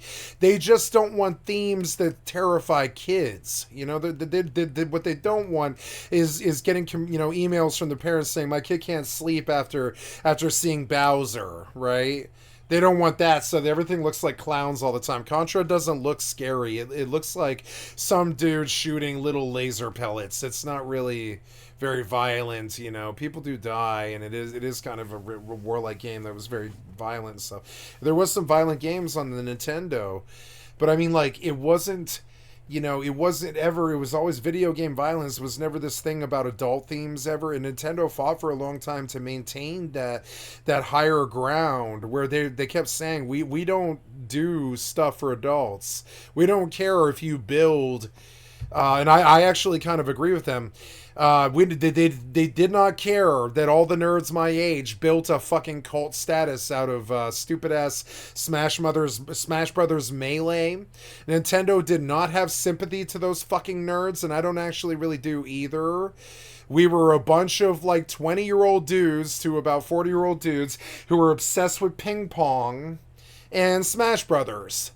Or not ping pong, but fucking beer pong and Smash Brothers, right? And it was like a whole thing, like in the Asian culture when I hung out with the Japanese kids in Denver and stuff. Like, you know, I had a whole Japanese crew because my roommate all his best friends were Japanese. He grew up with them. And he was white, but he had only a Japanese crew. I was like the only other white person that he knew. and and he was a very interesting dude, and I liked his Japanese friends. They were wonderful people, and so we would play a lot of beer pong and a lot of fucking, they would bring a Wii, and we'd all play what's it called, beer pong and Smash Brothers Melee. And and there'd be like 20 people there. They'd all be waiting to play Smash Brothers Melee and shit. They loved that shit. And I was like, I love this culture, but I do have some sympathy to, I mean, I was up in that culture, but I have some sympathy to Nintendo. And it's weird because I don't want to lean over to defend some fucking corporate shit, shill for some corporate entity. I'm just saying their image in my mind is still sacrosanct. They have not sacrificed their image. They have not fucked kids.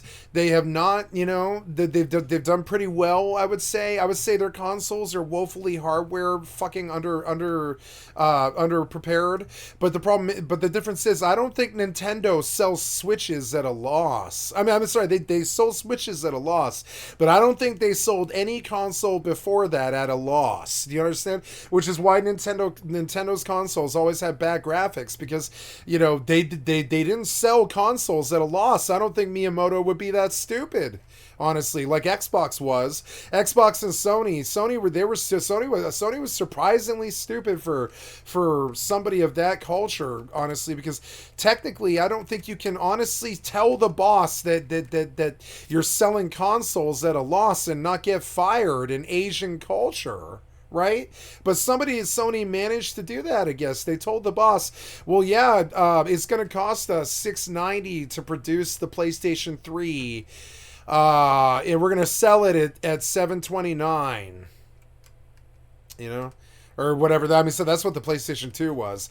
And they're like, Blu-ray players right now are $750, and that's what we put in the PlayStations. So we have to sell the PlayStation 2 for $729. That's what the initial fucking cost was for the PlayStation 2, not the PlayStation 3. The PlayStation 2 was $729. I'll never fucking forget it. You saw the number above the people at the GameStop, and you're like, $729. And even as like a 12 or 14-year-old kid, you're like, do I get a blowjob with that? You joke with the guy at the counter, and you're like, do I get a blowjob with the $729? And the guy's like, oh, I know, yeah, I know.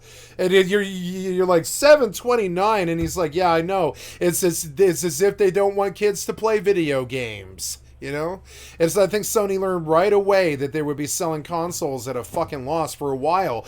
They thought that they were just going to charge kids $729 for a PlayStation 2. That didn't last long. They had to drop it down to like $329, or they realized that no kid in America would buy it, even the rich ones. They knew it. 3DO failed because of that. They were $729. There was a lot of $729s. The Jaguar was $729. The fucking the 32X was $729. The Sega Master System, if you combine the Sega Genesis, which was $136, and the Sega Master System, which was $239, you're looking at $460 or something like that. And I mean, people sometimes had Sega fucking Master Systems, but I mean, it was fucking rare. Or 32Xs. I only ever saw 32Xs a couple of times in my life, like in people's houses or in GameStops and places like that, or game stores. And so now, like, I don't know, like now I look at it and I'm like, oh god. So back then, like, I don't know. Like back then, I would say Nintendo never really, like, I've heard a lot of Nintendo stuff, but I think of Nintendo's stuff. What Nintendo does do is protect kids, and this is something that the Sony and the Xbox were not good about. The Xbox did not protect kids when all of those fucking Xboxes red ringed, and it became like the worst meme in gaming was the red ring Xbox, Bethesda's NPCs became like that arrow in the knee thing. That was a real thing. That was a goddamn debacle. It was a joke how bad the NPCs were by like 2010 or whatever. It was just silly. And and all this other stuff, and you're like, okay, well, why do you sell consoles at a loss? Nintendo doesn't do that. We always make fun of the Switch graphics. They're fucking garbage. But I mean, the difference is, I don't think they're selling Switch at that much of a loss. I mean, I don't know. Are they selling Nintendo Switch at a loss? Let's go see. Is Nintendo selling? Is Nintendo selling the Twitch Switch console at a loss? Because I think they used to. It's Nintendo is famous for not selling their hardware at a loss. Yeah, I was like, I don't think they're famous for that, right? We're gonna go confirm. But unlike other console manufacturers, which was like all the other ones, right? Nintendo is not known for fucking kids out of like $700. They're not known for that. Sony Panasonic was like that. Sony 3DO Panasonic was like that. Sony Laserdisc was like that.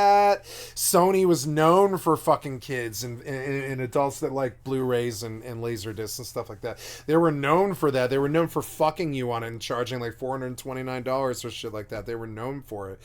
And so, like...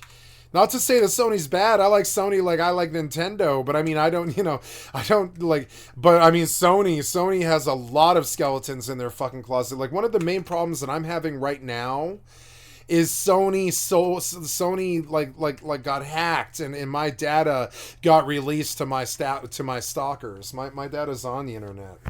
I always said I don't have the luxury of anonymity. And you want to know why? That's because Sony did not protect me when I was a kid. Nintendo did. Nintendo always protected me as a kid. The only thing they ever did to me that was fucked up was the Virtual Boy. And I don't think Shigeru or whoever runs Nintendo at that time, I don't know who the fuck was in charge. I'm not a Nintendo freak. I don't care. But whoever's in charge of Nintendo at that time, they fucked us on the Virtual Boy and we didn't know. And then there was a whole slew of bad games that came through after that at the end of the Game Boy cycle that weren't that good. That just weren't. I mean, they were more advanced games that were playing better, I gotta say. Like, they had better frame rates, but they weren't better games. They were lower quality. They were like sequels and stuff. They weren't doing like the same dynamite titles that they did the first 4 years of Game Boy. The last 4 years of Game Boy, and I think it did last like 8 years or something. The games were good. They were faster, better frame rate, better music, everything. It was like a new generation of Game Boy games. It was almost like the next gen for Pocket Console. But then, and there were some good titles in that era, really good ones, but not all of them. Some of them were real dog titles that while they appeared better than what was on the market because they had better frame rates and better graphics and better music and stuff, right? Because they were just more modern, they were newer, right? But they were like lesser quality games. And this is something that I've seen since the Game Boy. So every time I see a slew of bad games come through, like Lost Ark or something like that, they can talk all their hype shit all day, but all I need is 5 minutes in front of a YouTube video or a fucking game, and I know whether it's a good game or not. All I need is 5 minutes, and I feel very strongly about this, about all of the products that I appreciate in my life. Like, for instance, I will relate to you a story. I've never met a dispensary person, in a marijuana dispensary person, who didn't like me.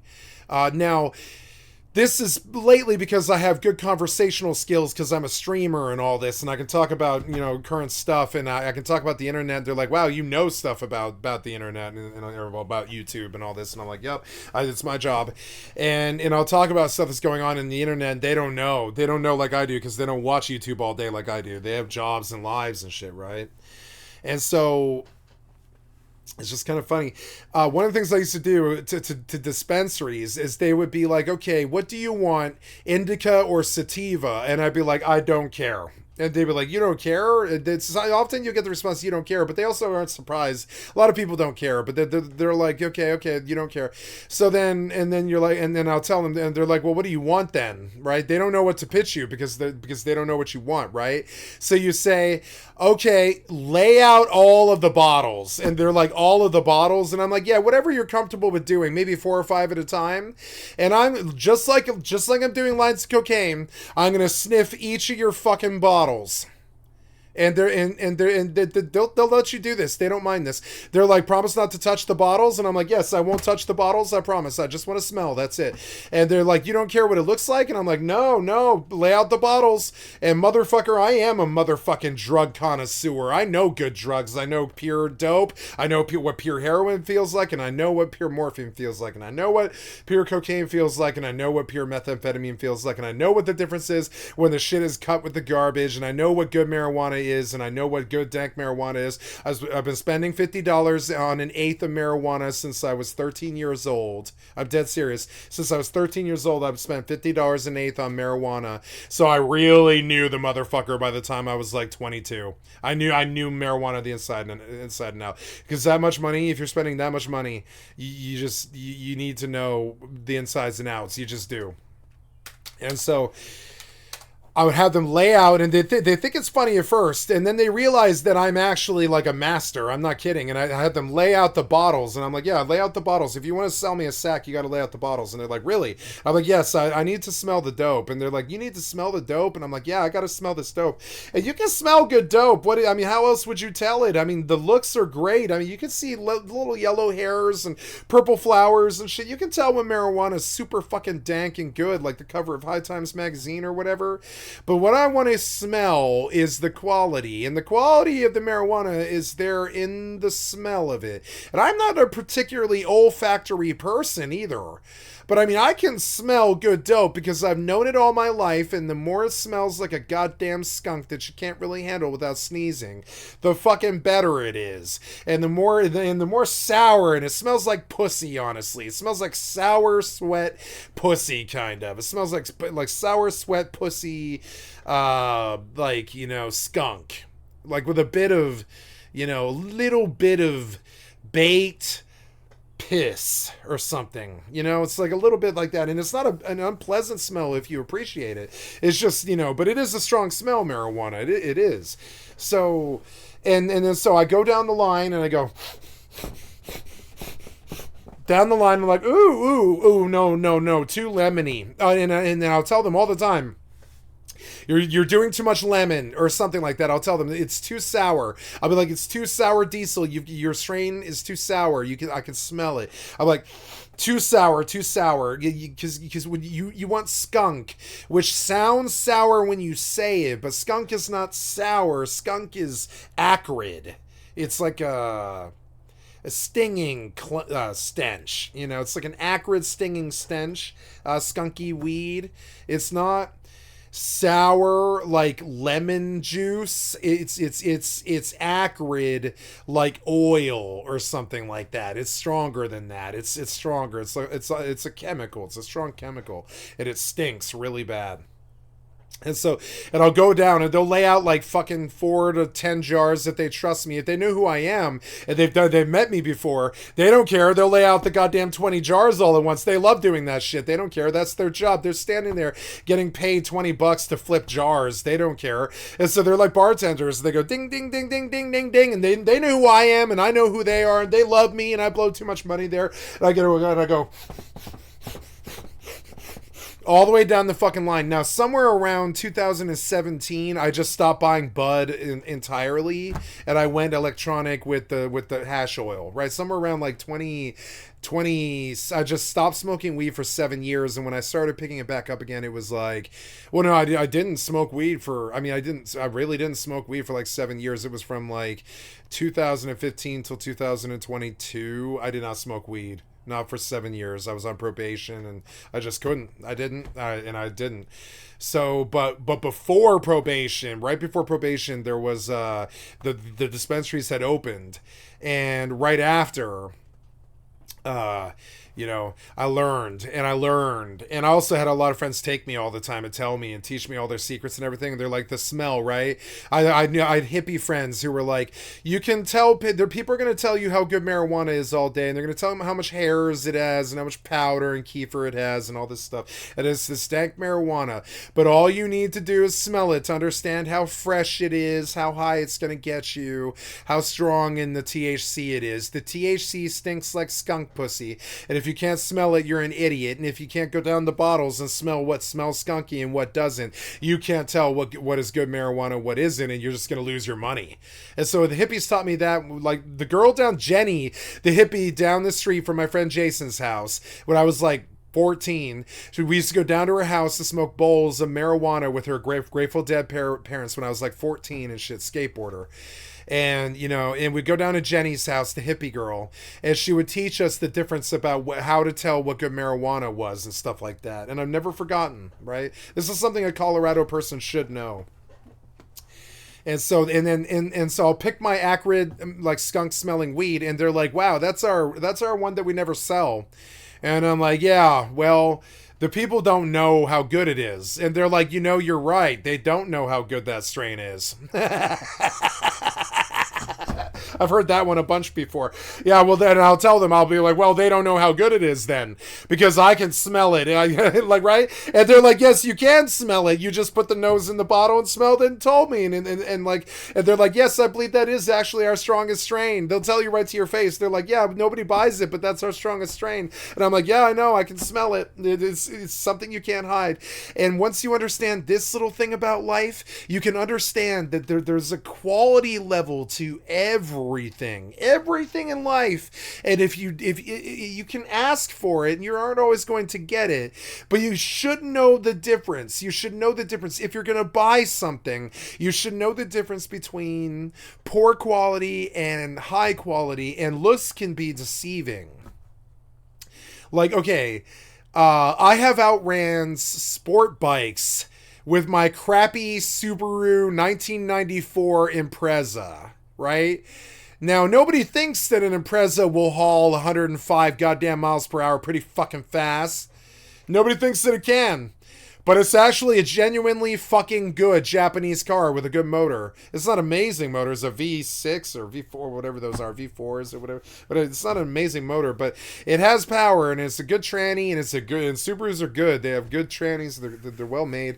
And so, like, you'd be surprised how often in my youth I used to burn sports car people in crappy ass cars, because looks can be deceiving. You know what I'm saying? Like, for instance, when I drove taxi, one of the things they don't tell you is all those yellow cars, all those yellow cabs that you see, the bigger, older Lincoln types, right? There's two types of yellow cab. There's Lincoln Sables. Oh, so there's Ford Lincoln Mercury Sables. And then there's the Ford Mustangs and there's the Sable, and then the V and the Challengers, and the, what's the other one? I can't remember the name of the model now. I'm sorry, because I had a brain fart and I've got brain damage and retrograde amnesia. And the information is just not there anymore. It's not in my head. I don't know if I ever knew it. But all of those yellow cabs are V8. So your sports car going up a hill, it's a great little Lambo, but it's still going up a fucking hill, right? And your little crappy Ricer or whatever that you think is faster than my shitty Mercury Sable that's from 1997 or whatever, that's a crappy beat up yellow taxi cab, right? But a V8 will take that hill, no problem. It'll be like, we're just chugging along, just right up the hill. Totally no friction almost at all. Just going right up that hill. A V8 will do that hill, no fucking problem. But the V4 Lambo or whatever, you know, faster, say like a Mitsubishi 3000 GT or something, right? A faster car a little bit, not amazing or anything, just faster, sort of consumer level, mid-level car, right?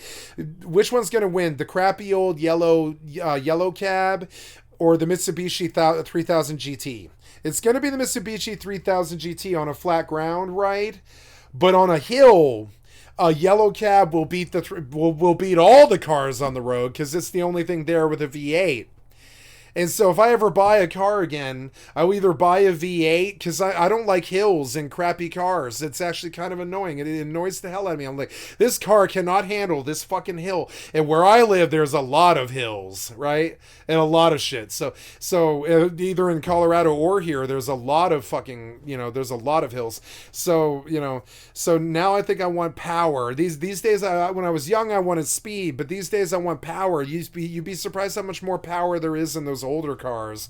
This is why the American muscle cars had such a presence in America. And so yeah, and so like now I want a Mercury Sable. I think I used to want, well, and I still want like a Nissan Altima from 24.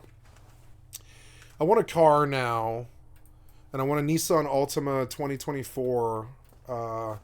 It's going to be like the best car on the road in terms of comfort. It's going to be like my chair that I used to have. It's like designed for comfort, right? Altima 2024, right? Nissan Altima 2024. This is a truly great car. It's massive. It's massive, like a fucking town car. It's so big, and I know because I drove the 2022 version the 2020. I drove the 2020 version for 2.5 years when I was an Uber driver from 2019 until 2022, and the Altima is the car that I drove, and I want another one of these because it's so comfortable. Everybody who ever got in it, it was weird. Everybody who ever got in this car was like, this is the most comfortable car I've ever got in. And then I was like, I know. I get it from everybody. And they're like, yeah, it is. Like, this is the most comfortable back seat I've ever sat in a car. It's like a big old bench seat, and it's nice and soft, and the car is really stable and really on the road, and it's very fast, and it's very efficient. It gets like 38 miles per gallon or something like that, and they're only like 20 grand new or something like that, right? They're like 20 grand new, which is a good deal. That's like actually a fucking good deal. Oh no, I said that's a Versa. I'm looking for the fucking Ultima. The Ultima might be more. They might be like 34 grand or something like that. I don't know. Why did you take me to this weird random fucking place? I wanted. Oh no, it is. It's 34. I remember the Ultima being 34. Yeah, it's actually a lot more because it's expensive. I don't even know why you want to do this. Like whatever. So, but yeah. But I can't afford it. I can't afford 34K. So what I want to do now is go down to the police auction and get me a V8 and just like, for like, I don't know, 3 grand, and take it to a mechanic and blow 4 grand on it and fix it up and get all the shit that's wrong with it fixed, right? I'd like a nice Mercury Sable because that motherfucker is just as comfortable as any caddy or anything really on the road. And the Mercury Sable, you can fall asleep driving that car because it feels like you're driving a bed. You're like in this comfortable seat that'll like lay way the fuck back in this huge car. And the seats are leather and they feel good, like you're in a fucking like a golf club resort, And it's and I think about that all the time. Like, I don't need a car. I go to town 2 maybe 3 times a month, maybe more if there's doctor appointments and stuff. But I mean, I miss having a car just because it's nice to have. It's nice to have. I wouldn't use one if I had one, I don't think. So I don't need a car, but I want one. And that's something that's always been a weird element for me of being American is that somewhere in the back of my mind all the time, I'm thinking about how badly I want a car. But I mean, when I think about it, I'm like, I don't need it though. I don't need a car. I mean, we have a family car that I share and I use that is running out slowly. But I mean, I don't need a new car, but I just would like to have one. It's something that America instilled in me. I would like a car now. It's weird. The only system known to be sold at a loss were the 3DS after price cuts and the Wii U, right? And then I would say the Wii U was sold at a loss, I think, yeah. This is why it's underpowered, right? This is something that the kids just don't understand. Nintendo's graphics suck because that console is cheap. It's actually cheap. They're selling you what they're selling you at a price. What they sell you, they don't sell at a loss. They sell at they break even. They break even at the console, and they make their money publishing on the games. That's not a bad racket for a huge conglomerate. That's a lot of money coming in that you don't have to worry about that much. You're just the publisher, you know. You're the one that makes sure that the Nintendo's console can make sure that the Tears of the Kingdom will actually play on the Switch, you know. I want to look at it. I want to look at a Tears of the Kingdom review again, because I heard that it didn't really have the innovation that the first one had, and I want to look at a Tears of the Kingdom review again. Yeah. This video is brought to you by friend of the channel Squarespace. Stick around to learn more about how they intuitive. Because this is a game that I can achieve through emulation that I don't feel shame for achieving through emulation.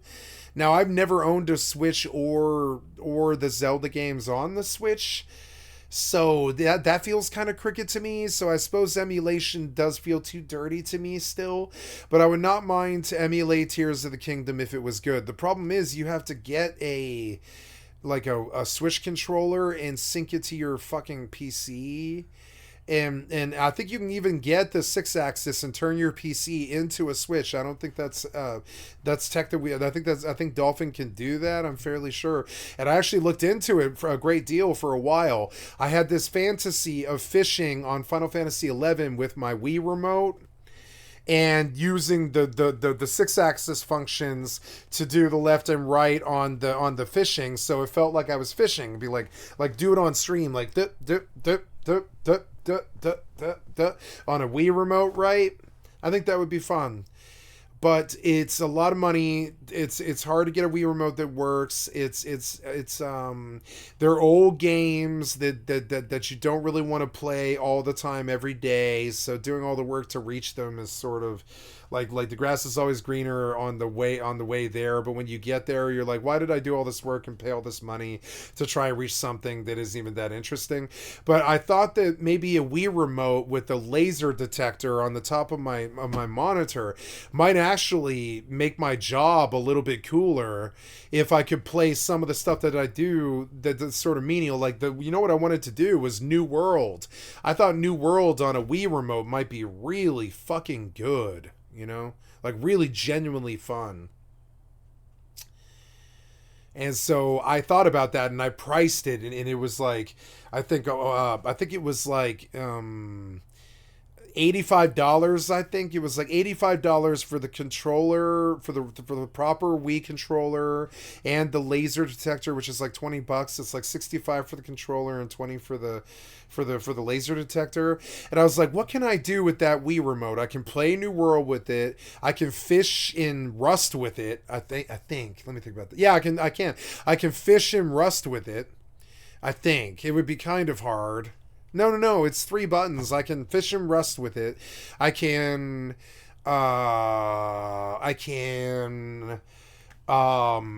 you can make it so you can aim with the Wii remote. So I could shoot at zombies in Rust with the Wii remote if I didn't have harassment, you know. Which goes without saying. But anyways, I don't want to watch this yet. I'm going to finish this other one. So those grips were now a core feature of basically every controller for the rest of time. Yep. Something that Sony did come up with that nobody else replicated, though, is the symbols on their buttons. As the controller's designer, Teo Goto, explains, we wanted something simple to remember, which is why we went with icons or symbols, and I came up with the triangle, circle, cross, square combination immediately afterward. I gave each symbol a meaning and a color. The triangle refers to viewpoint. I had it represent one's head or direction and made it green. Square refers to a piece of paper. I had it represent menus or documents and made it pink. The circle and cross represent yes or no decision making, and I made them red and blue respectively. And the circle and cross, meaning yes and no, makes a lot more sense when you look at the Batsu and Maru symbols in Japanese, which basically mean yes and no or correct and incorrect, and are often used for stuff like marking answers on a test, meaning the layout of the PlayStation in Japan is actually just identical to that of the Super Famicom, with yes on the right and no That is on the true. bottom. What's interesting is that PlayStation decided to swap this layout for the West, making cross yes and circle no, something that would become standard for the company, as the PS5 even changed the Japanese version of the console to match this Western layout, which makes zero sense. And alongside the buttons and the grips, the PlayStation also added additional triggers to their controller. Because where Sega and Nintendo were tiptoeing into the 3D game space, PlayStation went all in very early. And these triggers were the start of it, as they were used to help with three-directional movement by allowing you to stray for look up and down. Though the real switch into 3D came with Nintendo's response to the PlayStation, and the inclusion of analog. Taking the concept from flight controls, the N64's analog joystick gave the ability to only move in 8 directions instead of 4, but press it just I loved away it. for more controlled movement.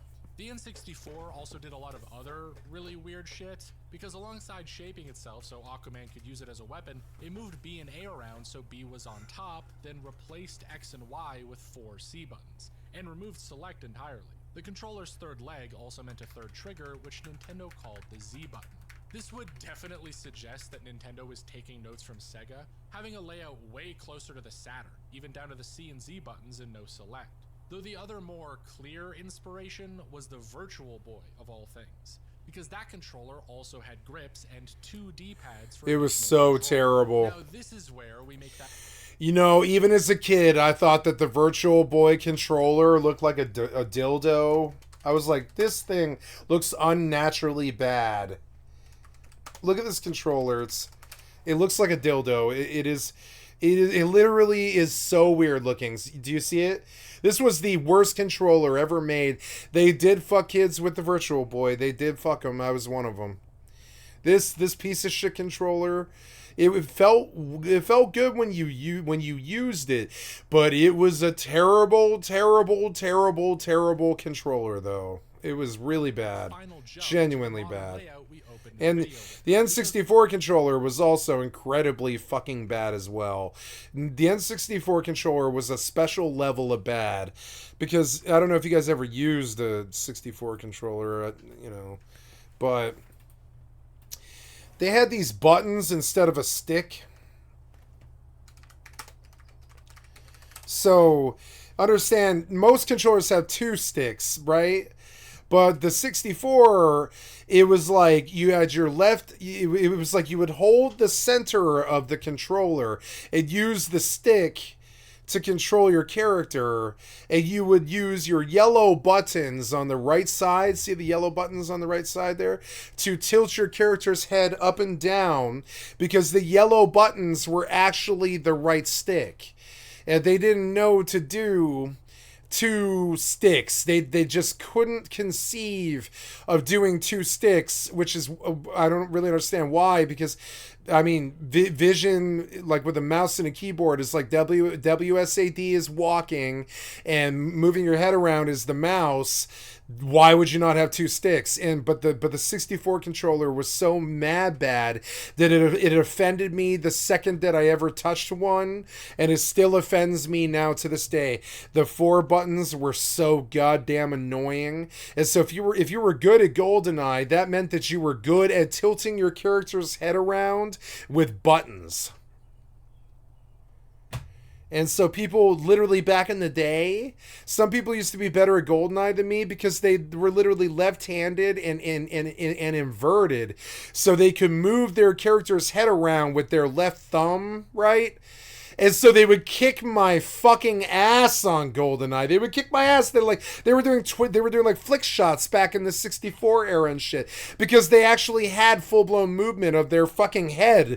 But we had to use the yellow buttons, right? We were all normal people that weren't inverted lefties, But my best friend is an inverted lefty. So he inverted his controller, and he had a stick, and that stick gave him power over us, kind of. That stick empowered him to kill us. It just did, because he was inverted and he was a lefty. So he played the game backwards with that stick, and he could move his head so much better than us. It was so annoying. He could move his head super fucking well, and we couldn't do that. We'd have to move with our right hand, and with our right hand, it's so unnatural to try to move your head around with buttons. You're like, okay, left button makes my head go left, right button makes my head go right, and at no point does it feel natural. So you're always trying to remind yourself, okay, up button, the up button makes my head look down, You couldn't invert because they were buttons. You couldn't invert the buttons, you know?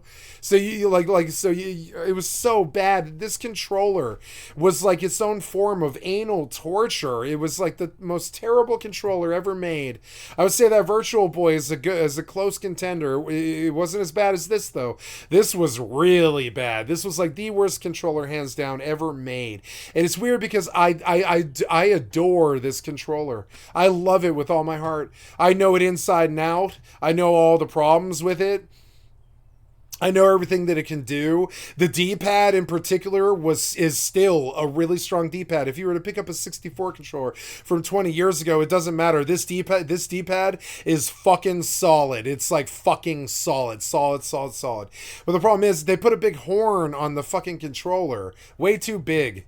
The horn was just way too big. So using the D-pad was a hassle. And so people usually didn't, you know? It's weird. When PlayStation Why would you not do two sticks? And so what made Sony famous, the only reason we have a Sony PlayStation 5 at all is the DualSense controller, right? I swear to God, this is the only reason Sony exists. It wouldn't have done it. Sony would not have beaten the console race for a couple of years, right? Except for 64 had made this crucial fuck up with their controller, and they didn't add two sticks. And so Sony steps to the market, and their first controller didn't have sticks. So the Sony PlayStation 1 foundered. And then the minute that the DualSense 6-axis controller was released, Sony dominated the market until Xbox 360. They had the Sony PlayStation 1, Sony PlayStation 2, and the Sony PlayStation 3. They dominated the market until the 360, which took over what should have rightfully been the PlayStation 3. And the only reason why Sony is so popular is they knew to put two sticks on the controller. Nintendo didn't. And that cost Nintendo really fucking bad. And they still, to this day, have issues with their controllers. I don't know why. It's because they want a cheap controller that they can sell to the masses, which is really expensive to do. They have to design it ergonomically and do really fucking well, right? But this controller still sucks. It's one of the worst controllers on the market. This controller sucks. This controller sucks so bad. These buttons suck. They're tiny. They're like petite. It would be the word I would say. Those buttons are fucking petite. The whole thing is not intuitive, and you don't really even know how to use it when you first look at it. You're like, what the fuck? How does this thing even work? Is it connected to something or what? The straps make me nervous. The design of the straps make me nervous. I think it's cool that it's a Switch controller. I really like that. But I like this. I like this more. I like this more, and I think everybody else did too. Because I mean, it's much easier to get this to work than it is to get that mess to work all the time. This looks like a complete hassle to work all the time. Nintendo did fuck us sometimes. I would say this is kind of a fuck you to the kids. This controller, I wouldn't say I approve of that controller. I think it's for bads. I think that controller is for bads. I think it's a controller that breeds bads. I'm terribly sorry. Hello and welcome to my Legend of Zelda Tears of the Kingdom review. We're going to start with the most important question first. Is it good? Yes, it's absolutely fucking incredible. But Yeah, I think it is. Wait, I started the wrong video. I'm terribly sorry. Here we go. Way to go. Midway through the PS1's life cycle, they created the DualShock, which set the formula that every PlayStation. There it is. Right. I was searching for a picture of it, and Google's bad at searching now. You know, our politicians don't have platforms. Our politicians have never held office. Our Google can't do searches anymore. Google can't search an image anymore. I don't know what's going on. Cats are dogs, and up is down, and you know, poor 2 viewership streamers get treated like Amaranth for some fucking reason. I don't know. To this day. And I don't know. Everybody's fucking crazy and stupid now, so everything's backwards. that basically every Fucking crazy, stupid people. their controller would follow, as Sony's next system, the PS2, became the And then see the sticks. Once we had the sticks, we were happy gamers, and we were like, okay, we're ready for the future. Give us good games, and they did. They gave us Grand Theft Auto 3. highest selling which was such a good game on the dual sticks. You could shoot it. You could first person shooter if you wanted to. You could play it in first person. Yeah, you could tilt the camera with the stick. It was such a good game. It really felt good. All time in 2000, doing about triple the sales of And it was $7.29 when it launched, and we paid it. Everybody I knew paid it. everything else on the market. Everybody I knew paid it. Do you have $729 for video games right now? I don't know how I had that when I was like 15, but I did. I got this somehow. I don't know how I got this Christmas, and it saved up, and I think I did. As I remember, I'll tell you what I remember, but I've got brain damage. I really don't know. I think I remember pitching 200 with my parents to buy this, if I recall. That's what I remember doing. I remember them being gobsmacked at it being $7.29.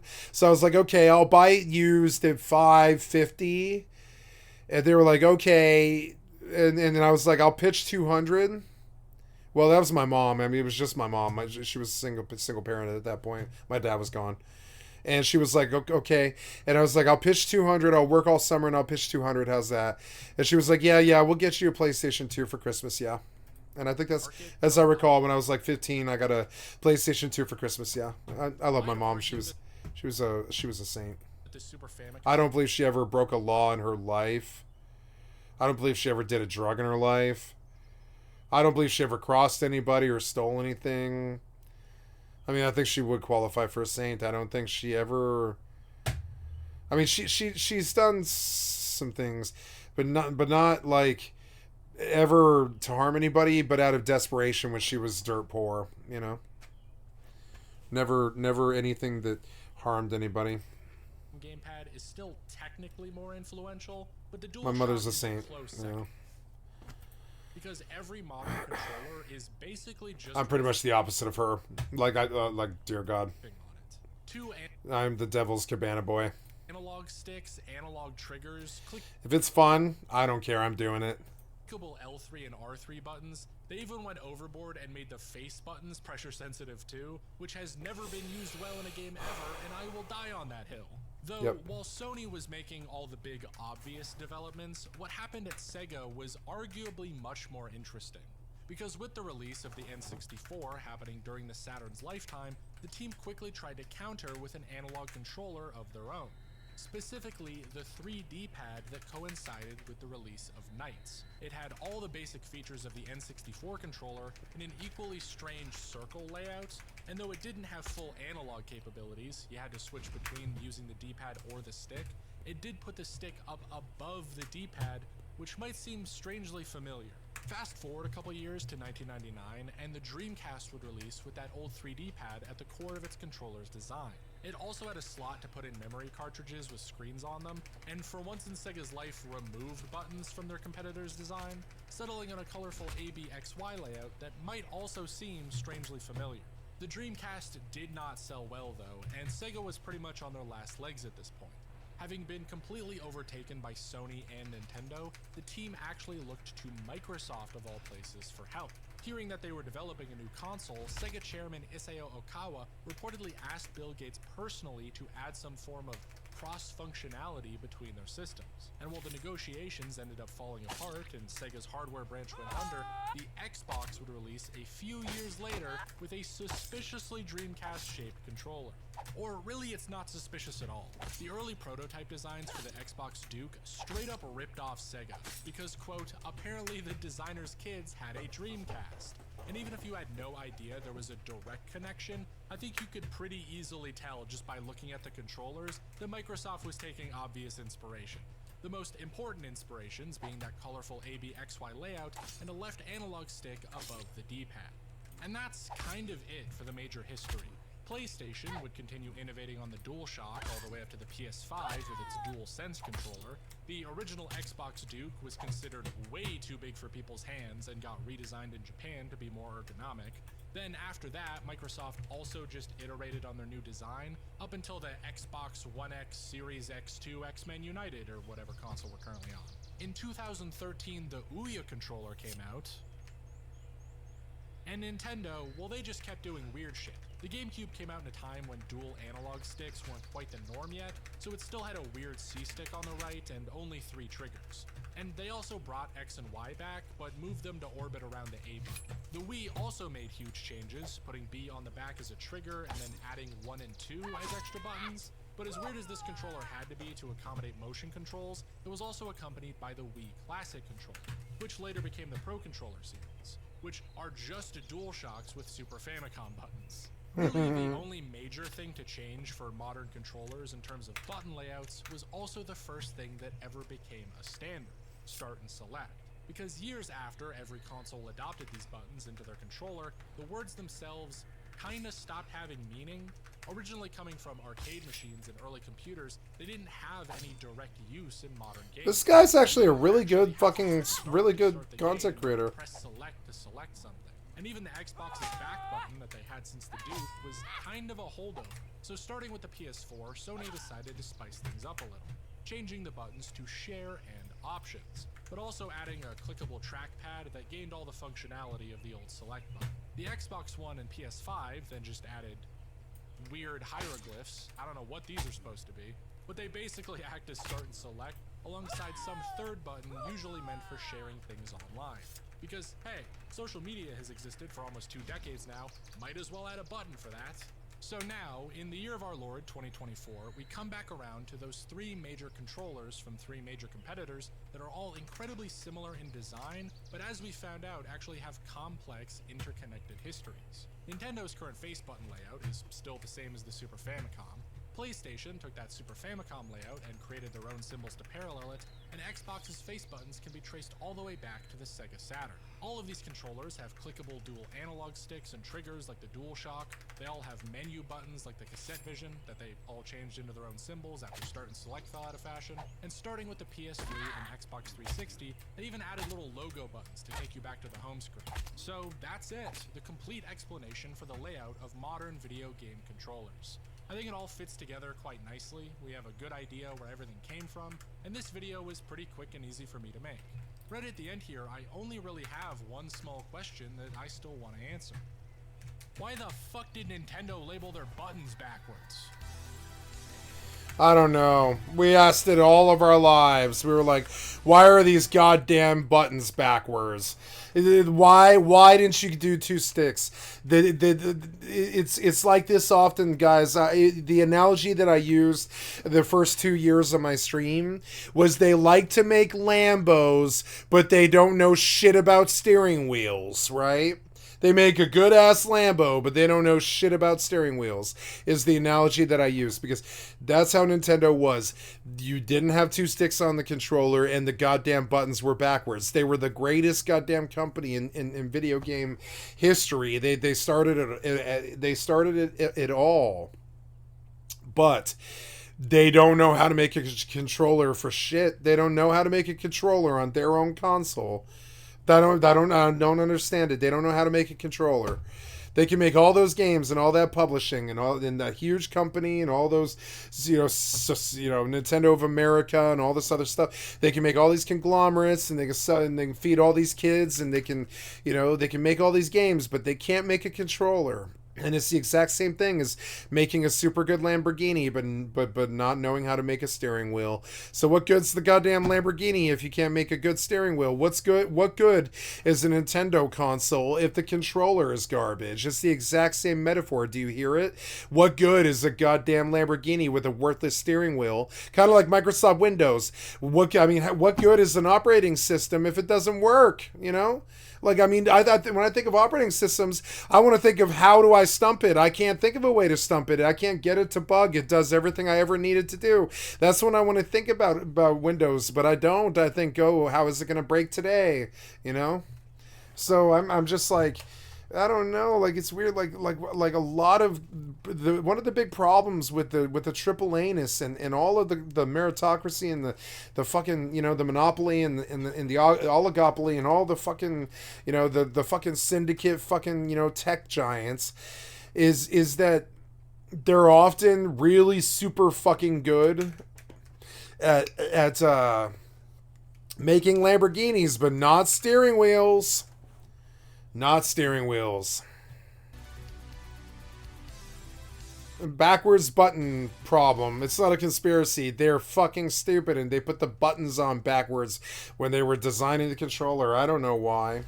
So if you've been paying really close attention to the video thus far, you might have... Usually you would put A before B, you know? Maybe in Japan, I guess in Soviet Japan or whatever, you put B before A. But I mean, that's what they did. They put B before A. So I'm like, okay, press A, and you in your mind when somebody says press A, press A, press A, and that's what used to happen in those games. They'd be like press A, and you're like, okay, and you reach for the left button because in your mind you think A is the left button because A is first, right?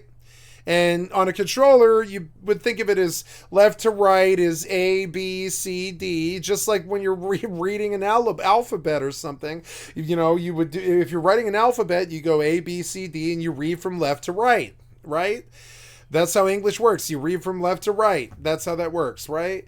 Established? So now, why the fuck would Nintendo put B before A? So literally, the controller used to say "ba."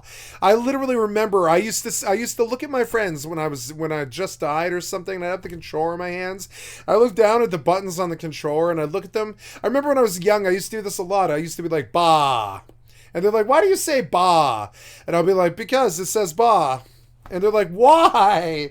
And I'm like, I don't know. We don't know why they put the controller on backwards. They're bad at, they're super good at making the best, you know, Super Nintendo is like the best console of all time. They're super good at making the best console of all time, but they're not good at making controllers that run the console. And I would say Microsoft suffers from this. I would say Sony suffers from this. They all suffer from this. They're all super good at what they do, except for the steering wheel that drives the what big giant ship that they're all steering. The one thing that they're not good at is making a steering wheel. It's really weird. A couple holes in our timeline. And I don't think they have yet either. I still don't think they've made a good controller yet. I don't think they've made a good controller. I think the PS5 is the controller is the closest thing we have to a truly, genuinely good controller. Or maybe like the 360 Elite, or not 360, but the Xbox One Elite controller is pretty fairly good too for what it is. But I mean, like, overall though, I still think I would like to see a controller with 4 goddamn triggers, because if you think about it, right? I want to see a controller with 4 goddamn triggers. I mean, I'm serious about this. 8 triggers, 4 on each side. You know what I'm saying? You see, I sound crazy, but I mean, we have 8 fingers. We have 10 fingers. Well, we have 8 fingers, right? And 2 thumbs. Thumbs are great for sticks. Fingers are good for triggers. So give me recessing triggers that are smaller to bigger, right? So that like my pinky is really easy to hit the big key, but my index finger is very dexterous, so it's very easy to hit a very small trigger, right? So my index finger has a small trigger, my middle finger has a little bit of a bigger one, my ring finger has an even bigger one, and my pinky one, the trigger is huge, right? And you almost never press the pinky trigger. And I always wonder why they didn't think about this. Why can't we? So I guess you maybe not 4 triggers on each side, maybe 3, because you need to be able to grip the controller with your pinkies. But the other 3 fingers could be running triggers. You understand? And I think about this, and I've thought about this I've thought about these things since I was like 12, and I'm like, I can do goddamn Nintendo better than Nintendo. A lot of their shit is not based in logic. It's based off some fucking graph that some fucking scientist artist drew. And it's weird. It's weird. Some of their tech design is a bit bad, I would say. Several decisions made about controller designs that I haven't talked about. Like some of these consoles, they're essentially like a heater that cooks a hard drive on top of a heater. You know, it's you can hear the hard drive like the 360 with the bad heatsink temp, and even with a good heatsink temp, you could hear the hard drive being cooked by the goddamn system. It was just too hot. They rested all this tech on top of a fucking heater essentially, and it all cooked and red ringed all day.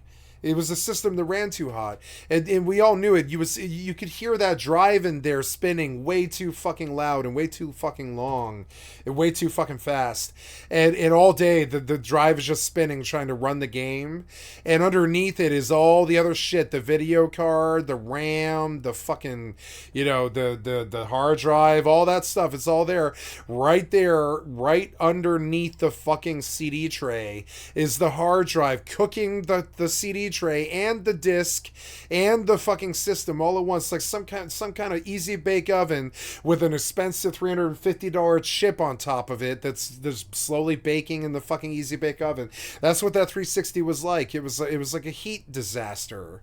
It was a meltdown risk, It overheated all the time. All the generations until the last one overheated all the time. And so the system just had a core, fundamental, terrible design to it that you got to kind of wonder if by the first generation of disaster red ring problems and complaints with the fucking community, right? Why are the R&D guys not sitting down and sort of dreaming up what this problem is that, yeah, we kind of sat the disk drive on top of the hard drive and the RAM and the GPU is cooking everything in the fucking 360. Maybe you should put the GPU over in the back right corner, which is what I think they ended up doing on like the PlayStation 4 and the PlayStation 5, right? But up until the 360, the PlayStation 2, the Dreamcast, the fucking the GameCube was a terrible idea because it was just like a brick that conducted heat, It would just burn all day. It was super loud and it would burn. Cubes aren't the best idea, really, because how's the heat gonna escape? Better to do a rectangle maybe with a flat surface. But anyways, so and so I think all these R&D guys, they're making like $200,000 a year to design Nintendo the best controller on the market or the best console on the market. And they're not seeing these fundamental fucking problems that even I, as a 15-year-old boy, I could tell right away. I got into opening up 360s because all of my friends had Red Ring 360s. I knew of, in my community, I knew of like 35 Red Rings 360s. Right next door in my best friend's place, he probably still has them, was 4 Red Ring 360s. In my place, there was 4 Red Ring 360s.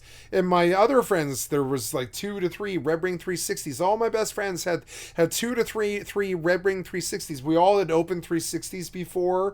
We saw the problem. They just sat all these fucking things on top of a fryer, essentially, and then wondered why there was bacon instead of a hard drive, or wonder why it would just overheat all the fucking time. Red Ring all the time, even with the heatsink changes and all this. And then on top of this, they forgot to put the thermal paste on the heatsink when they shipped, which is like the worst goddamn debacle in fucking tech history. The 360 shipped without goddamn thermal paste on their heatsink chip. I know that sounds sort of technical, but it's not that hard to understand. There's this chip in there that sinks all the heat from all the GPUs and everything that's running, and then the fan blows on it, and it conducts all the heat so the thing doesn't melt like a volcano, right? So goddamn Microsoft forgot to put the fucking heatsink, they call it heatsink. It's like literally this fluid that you solder to the chip that prevents it from overheating. It's not solder. It's like it's gel that you put on the chip. It's fine. And so we got good at putting we got good at putting gel on heatsink chips until finally the 360 just wouldn't even load anymore. The disk drive wouldn't even run anymore. It was just rickety and fucked up, and it had been taken apart so many goddamn times, and all this other stuff, and the warranty had been voided. So at that point, we took to GameStop. This is an example of how Microsoft fucked us back then, right? So at that point, we took to GameStop, and it's a story I'm going to tell you. This went on, and this was a whole thing.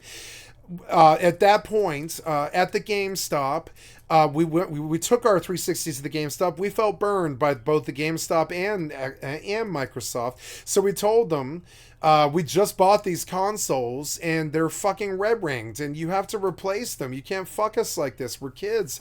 And then and they're like, okay, well, do you have a receipt? No, it's a year-old console. I don't have a receipt, but you've got to fix this. It's a $440 console that you sold me less than a year ago, and it's red ring. Plug it in and look. And they do, and they plug it in and look, and they're like, no, we can't do anything, boys. I'm sorry. Have a nice day. You know, and you get that's the reception you get. So you come back and you tell them a different story to a different employee on a different day, and you say that, oh, I need to return this 360. I bought it today and it's red and it red ringed.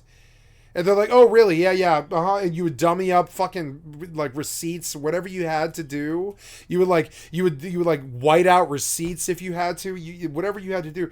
And you would get there and you get them to trade out the 360. And sure enough, you're back there 3 to 5 months later with another red ring 360, trying to scam them out of another 360. And I went through, I believe it was like 13 360s or something, because Grand Theft Auto 4 fried Xbox 360s and Battlefield Bad Company and Battlefield 1943. You could hear these games frying the fucking system. They would run the graphics so fucking high. Even for consoles back then, the graphics sometimes were really good. Like I would say, Battlefield's graphics were not bad for the 360, not really. It's still even to this day.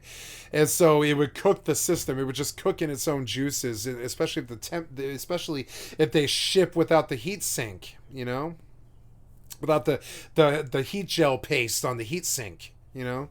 Without the paste on the heatsink, you're basically frying a griddle with no oil, you know? The griddle will burn whatever it's touching. It'll burn it, like the hard drive, the whatever. And I know this because I've taken apart goddamn 50 Xbox 360s in my lifetime or something.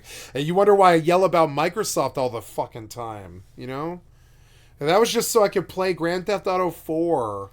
You know what I'm saying?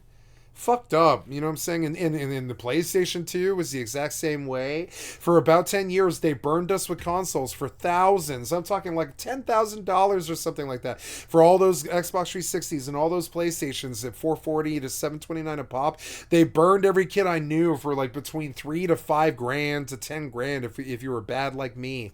I have a bad memory of it. I really hate them for this. I hated them for this. I fucking still really hate it.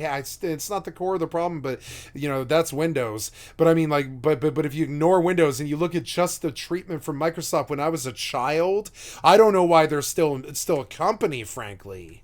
You know, there's a reason why I yell about Microsoft all the time. I've been like goddamn Microsoft victimized for a while. There's a reason I care so much, you know. So one of the things that was kind of funny about that is they just didn't know how to make a console, but they made the best console in history.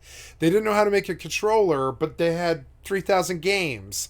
It's just weird. It was like they learned how to make the Mustang, but not the steering wheel. It was very fucking odd, and they passed this cost of doing business on to us, and we paid it as kids. We paid it as our parents paid it. There was this point when I was like 15, and my mother was like, I am never buying you a fucking console again. Don't plan on it.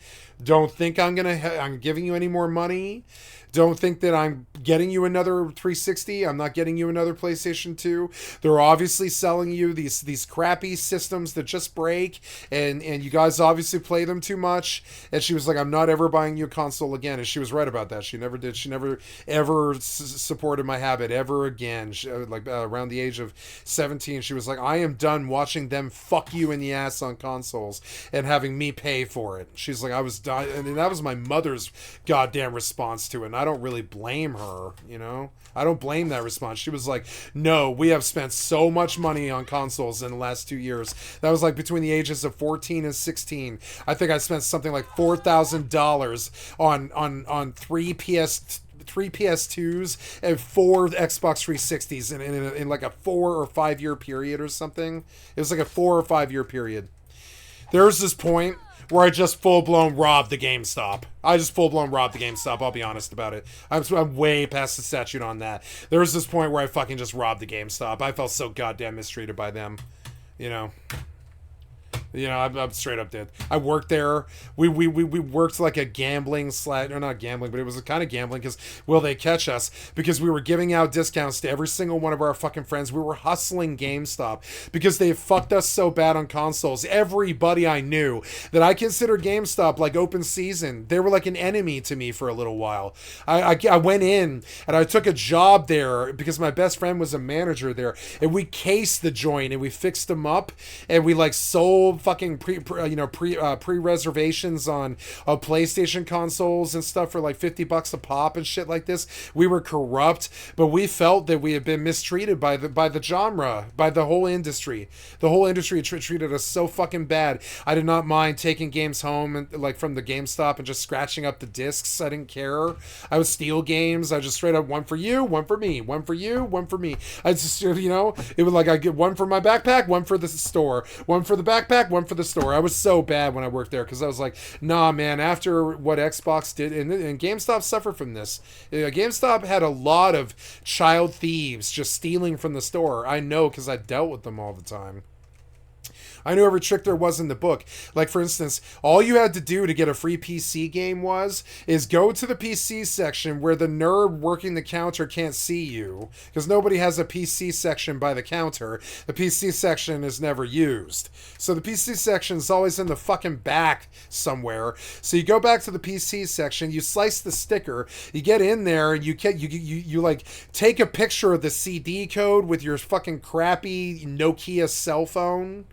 And you take a picture of the CD key that they've applied to the case like goddamn morons. Then all you do is steal the case with the discs in it. There's no, you know, and that's the size of a CD case, which you can fit in your pocket if you got a jacket or something like that. And so then at that point, you've got a non-stickered, CD keyed copy of the game with no security device, nothing at all. And it's yours forever. Nobody's ever gonna come after that code. Nobody's ever gonna ask you about it. Nobody's gonna be like, you stole this or any of this stuff. And so if you really were a GameStop kid, you would understand that. Don't ever buy a PC game from GameStop because all of the games have been popped open.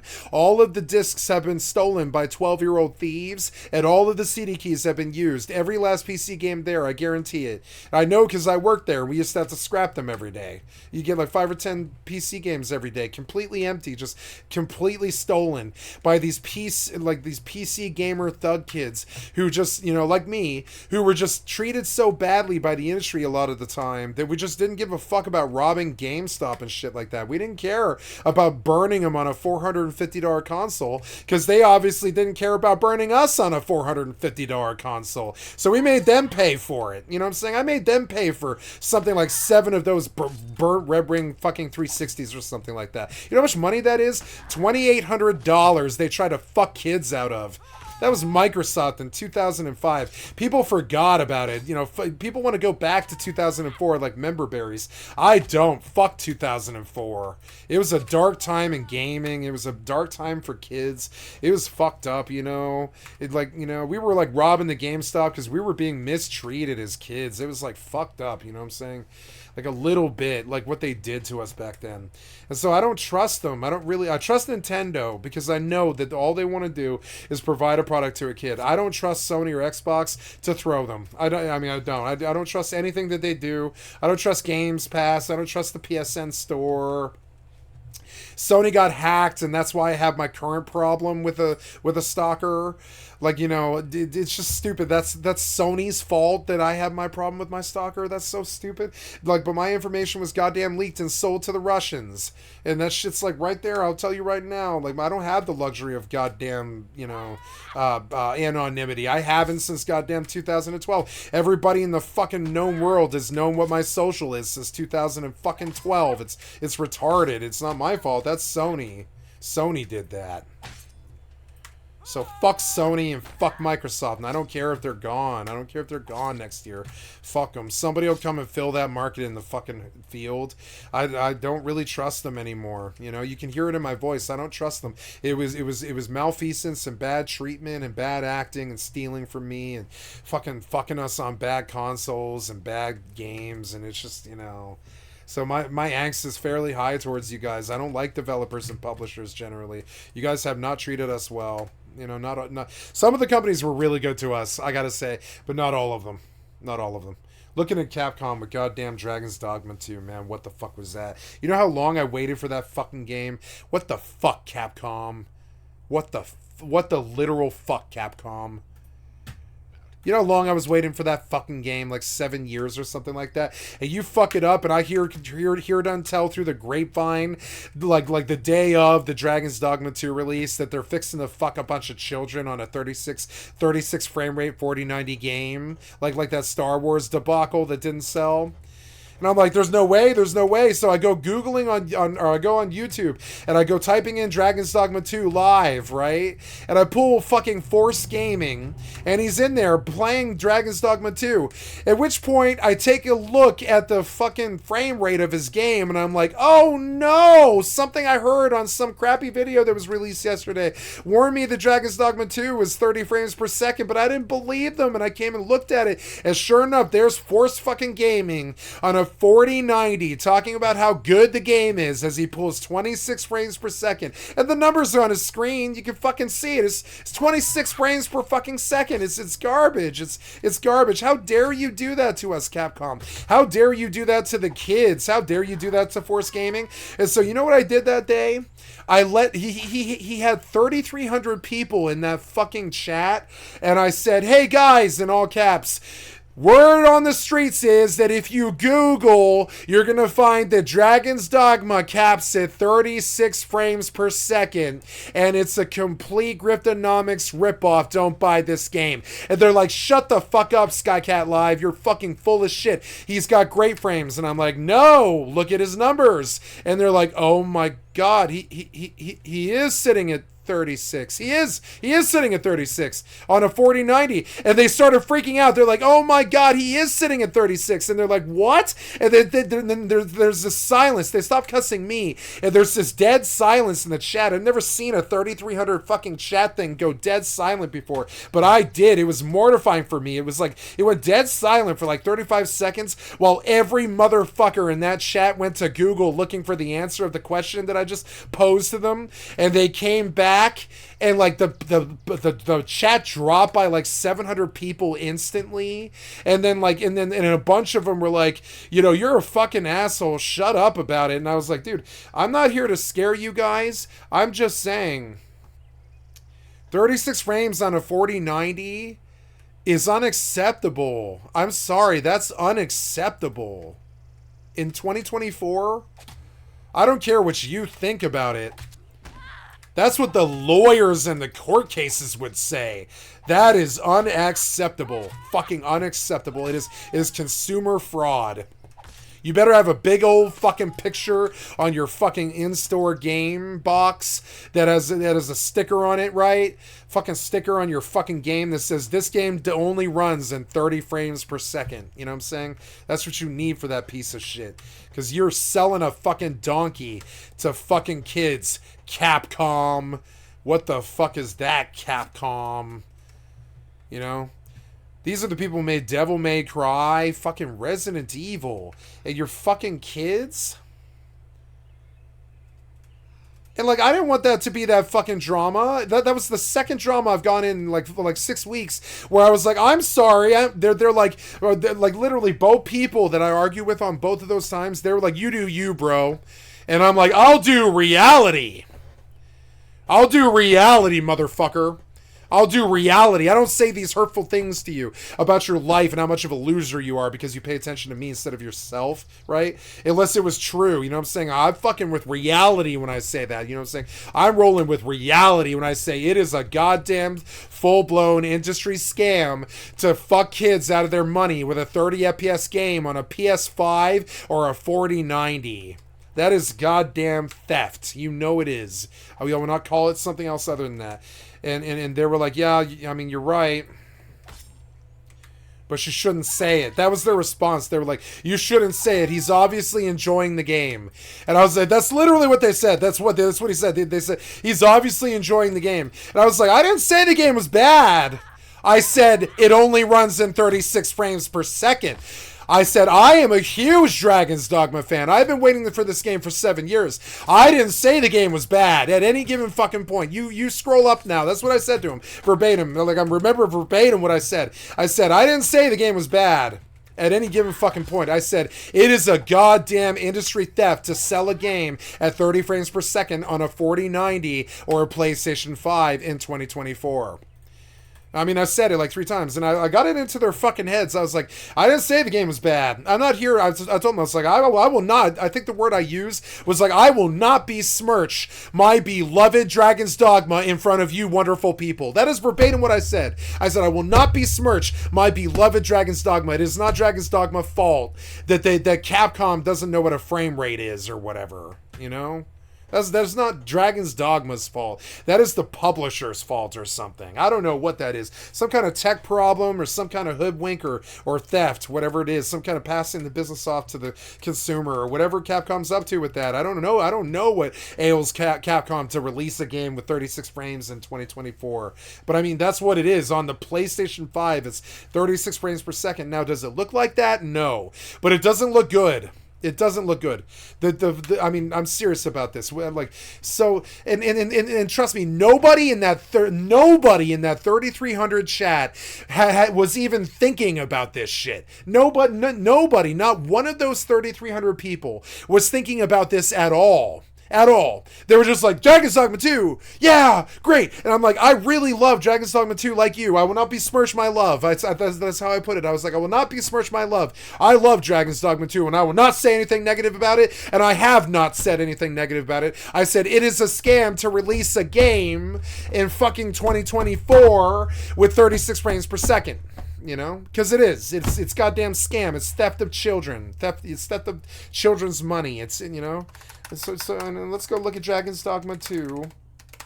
Bad frame rate. You think I'm kidding? No. Like, yeah, like Dragon, yeah, like, you know, you think I'm just full of shit, being hyperbolic as usual, but no, everything I say is based off some statistic or truth. You know what I'm saying? Truth hurts, don't it? Ladies and gentlemen, I am Sid Alpha, and at long last, Dragon's Dogma 2 Thank you, Sidalpha. hours of my recording this video, and I believe Sidalpha. Oh no, I'm sorry. I'm thinking of Sidalpha. I believe was. God damn it. Sidalpha, it's an interesting, you know, he's talking about Alpha Centauri and you know, Sid Meier's Alpha Centauri and all this, right? And he's talking about a bunch of things here with this. It's a very creative name, and I like it. It's a great little internet name like mine that has a lot of meanings, you know? It has a lot of meanings like mine. It's a really great name. But also, there's another really cool thing about this that he's probably aware of, but I bet I'm aware of it, is I believe that Hidalgo, when you hear the name Hidalgo in Arabian circles, I believe you also hear about stuff like Siddhartha, Sidalpha, Sidalgo, right? And so Sidalpha is actually a really good name for a horse. It's a really fucking good name for a racehorse. Believe it or not. I don't know how I know this, but Sidalpha is actually a really fucking good, like seriously good name for a racehorse. And I don't know how I know this, I just do.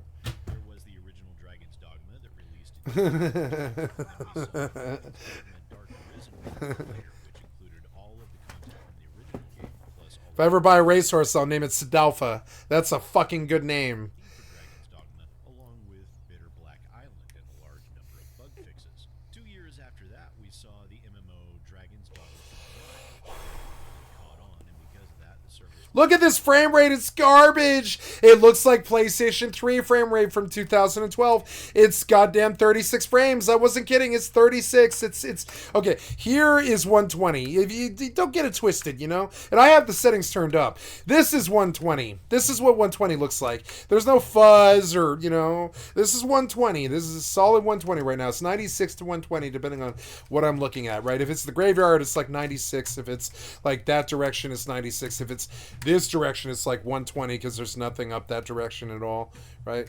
So Yeah. And so, yeah, this is solid 120. That is solid third, not solid, but really chunky, bad, chuggy. Chuggy is the word. 26 to 36 frames per second on a PlayStation 5 that you just bought that day. Imagine this. You buy a PlayStation 5 for Dragon's Dogma 2 because you happen to believe, like me, that Dragon's Dogma 1 was one of, if not the greatest single-player RPGs of all time. So you buy a PlayStation 5 for Dragon's Dogma 2, and you blow $529 and then another $100 on a nice pair of 3D headphones and all this, and you decide to get back into gaming. And I guarantee people did this too. I guarantee this happened. You decide you're going to get back into gaming. You just had a divorce. You're 40-year-old boomer, and your right-wing views about guns and your mistreatment of women and your abuse and targeting and attacking people all the time for their weaknesses or their foibles or whatever has soiled your wife on you. So now you've been divorced, and so you buy a new PlayStation 5 that all the kids are talking about. That idiot streamer in New York was giving away PlayStation 5, so you figure you'll buy a PlayStation 5, right? You're like 42 and you're a tax accountant and you don't really fuck with video games. You haven't since you last played Dragon's Dogma on the Xbox 360 era when you were in college, right? If this is happening to some people, it is. Or you're a kid and your mom just got you a PlayStation 5 for Christmas and or whatever for your birthday, excuse me, and it's Dragon's Dogma, and it just happens so to be Dragon's Dogma 2 release day is also your birthday. That probably happened too. And so, mommy buys you a PlayStation 5 for, how much is a PlayStation 5? It's cheaper now, right? It's like $429, I think, or something like that. How much is a PS5 digital? It's like, I don't know, $450. I nailed it. It was like close to that, right? I know what I'm talking about. So, so you just bought a PlayStation 5 for $450. You buy a $100 headset for the PlayStation. You get another controller for your girlfriend or your boyfriend now that your wife left you, right? and you blow like $657 after taxes. And on top of Dragon's Dogma 2, you also bought Madden 24. So, you got like $635 or something at the register at GameStop, which you haven't stepped foot in 22 years, right? So you go into GameStop, you drop $627. You get home, and you're not stupid. You came up on PCs and gaming like everybody else. You just haven't done it in 10 years because you've been in college living your life like a good boomer and going to work and, like a good boomer and having a wife and a life and kids. And you're just a good boomer. You're like a good boomer. You're like 35 to 45 and you have a house and a life and wife and kids. And like me, I don't have a wife, but I've got all the rest, or kids, but I've got all the rest of it. You know what I'm saying? And so, and I'm good. I'm laid back. I'm retired. I'm doing a job as a retirement. It's the dream job. It's, video games for a living. And I'm having the time of my fucking life. I'm happy. I'm doing good. So, so you get home after blowing $637.90. And this happened to me one time. This happened to me, which is why I'm bringing this up. I get home after buying the PlayStation 4 or the PlayStation 5 or whatever it is. And you plug in some fucking game, and it yields you 36 frames per second. And you pull you don't pull the receipt. It's sitting on the fucking table. The $637 receipt is sitting on the fucking table there. You think about all the things you had to do to get that money together in one place at one time and all that. You're thinking about it. And they sell you this game that just came out today, and it's got 36 fucking frames per second. And I know I'm making a mountain out of molehills and stuff, but honestly, I think that's actually the most innocent customer that you've got, and that's the one that you're going to hurt the most. And they're the ones who are going to be hurt the least. All the rest of us know that you play these games, or at least I hope that they do, and we're wary of it, and we don't buy the game. We go looking to see signs of it first. All the rest of us who have been doing this for 10 years and have pursued this like a career and stuff and stayed here doing this, like we go looking for the signs of corporate theft because it's so rampant and common now that you're surprised when you don't see it. Like Elden Ring gets rewards for not having DLC and not having, fucking add-ons and, paid content. later in 2019. But Dragon's Dogma Look at this frame rate. That is is hero will be fucking terrible. is looking to be a very promising successor to the And this is on a PlayStation 5, I guarantee it. first game released 12 years This is not PlayStation 5 graphics or frame rate. This is PlayStation 2 graphics and frame rate. well, It looks exactly like Dragon's Dogma 1 on the PlayStation 2. in many ways at least. You see, a short while ago, information Or, well, sorry, that was PlayStation 3. Sorry, it looks exactly like Dragon's Dogma 1 on PlayStation 3. Excuse me. coming out that Dragon's Dogma 2, at least on PC, has a few problems. Now, after reviewing the information, this may not be too impactful, but the quest for better frame rates has It's impactful. innovative and hilarious ideas. First off, let's take a look at PC These frames are goddamn terrible. Even on the video, they're terrible. understanding of what might be going on. I'm sorry, it bothers me when I see them. Like, okay, when I look at this, I'm like, this does not bother me. This does not bother me. It doesn't. This is the best this game has ever run. It's running fluid, 120, smooth as pussy silk. I love it. It's like smooth, smooth pimp, like fucking, like Morris Day in the fucking, in the machine. Like, this is smooth. It's like smooth, and that is not this. This is not that. This choked out, fucked up frame rate. Innovative and Ugh. hilarious ideas. Yeah, that shit sucks. Like, you can see the fog. You can like one of the reasons I find this so offensive is I can't ignore it. If I could ignore it, I wouldn't complain. But I can't ignore it. The fog is moving in 36 frames per second, and my eye tells me this, and it sets off a warning sign in my brain that tells me to start bitching out loud about the terrible frame rate. I can see the fog moving at 36 frames per second. And I'm like, dear God, fog moving in 36 frames per second looks so goddamn terrible to me. You can see it. It looks like somebody's smoking weed right now in this scene because the smoke's moving so slow that it looks like weed smoke. Do you see it?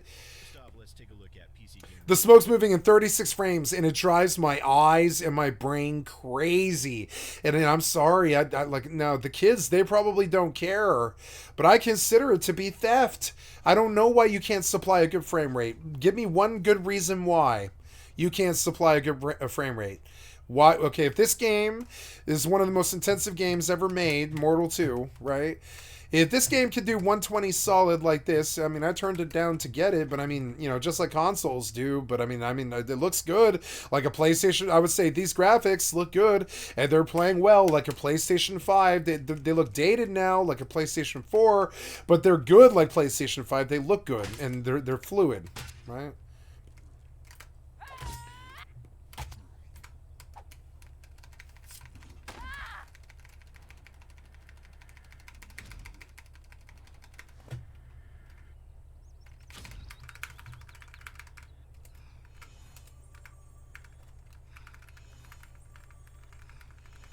Oh, you can just hold shift. I love that. I love this caster. It's so fun.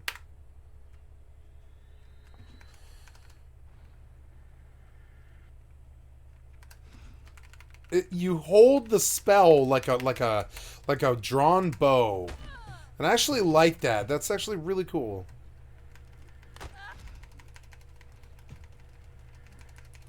You can just unleash whenever you have a target. It's actually a really good system. Like, say what you want about Henrik. I think he has good vision. I always have. I've always been a supporter of Henrik since I was like 22 years old or something like that. I've always believed in Mortal. I've always had a Mortal character since day one. MK empty, Moki empty, Vada empty. Tantrum is way too big for no reason. Vada is good.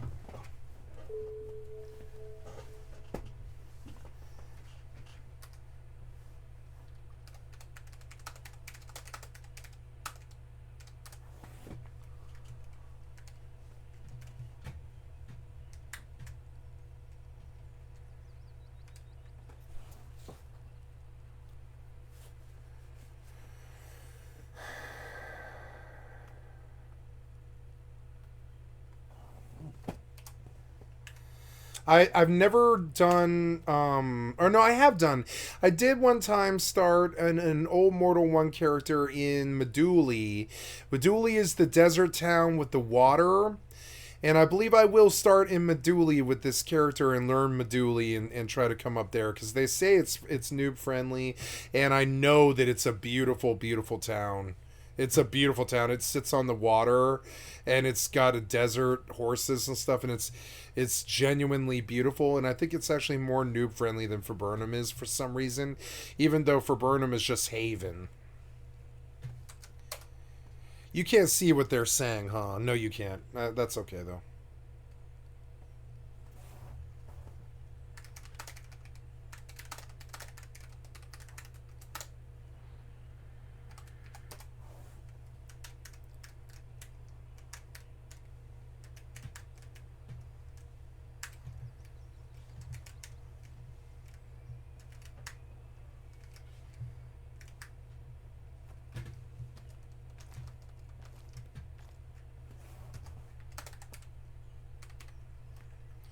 Your mind grew too tired to keep the spell. Okay.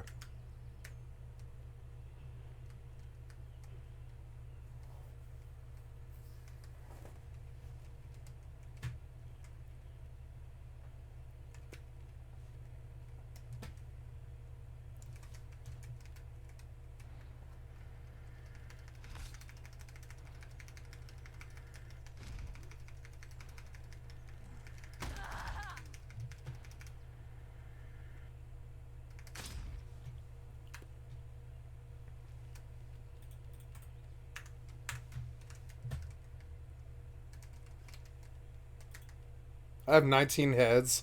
I have to go sell. I can't do this anymore. I have to go sell. But I mean, I need mana anyways. I wonder if I can just kill bandits really fucking easy. It seems like I kind of can. Like I can run them around with corruption for a really long time until they die. Maybe. You have set this priest as your home. Well, I mean, yeah, I'm not gonna die here. So I mean, I might die here, but I mean, in the bandit area. Sold. Good. We have more reagent money. Much lighter now. I like this game with frame rate. With the frame rate right, this is a great game. I wonder if I can get it better. But it seems to like 1280 by 720. It seems to want it. I think the secret is that they just upgraded a 1280 by 720 client, and if you reduce to it, you get the frame rate that you want. Even though the game still looks really good. I mean, he's kind of pixelated, but not that bad.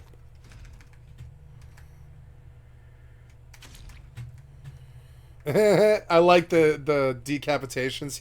He was very proud of that on the dev stream. I wonder if he's done anything lately. Let's go see what Mortal Online 2 has done, like in the last week or whatever. Man, I am at 11 hours right now. I've got 3 more to go, and it's fucking 7 a.m. Maybe I'll walk at the end of the shift as opposed to the beginning of it, because I'll be less tired, right? Pool table. Ooh, it's Shadowfrax. Yay for Shadowfax. But I mustn't forget, I came here for Mortal Online 2. Mortal Online 2 from this week. Filters, view count from this week. Yeah, or, well, no, this month. And then sort by view count. Yeah, we're good. Not top 10 MMOs. The other MMORPGs to play in 2024. Embers Adrift? No. MO2 builds. The Blue Falcon, new Dex Mage, meta, human. Mortal Online 2, a solo's paradise. After the first clip, skip 1v1s against Thursars.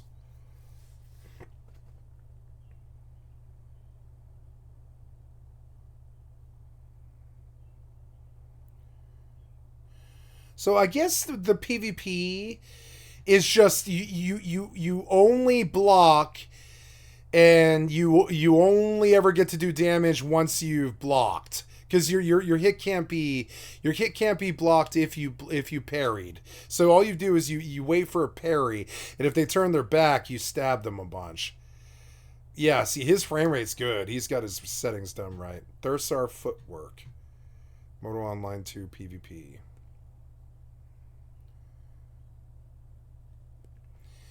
Haven overhaul and pet level change and combat turn cap infos. 4K Moto Online 2 stream summary.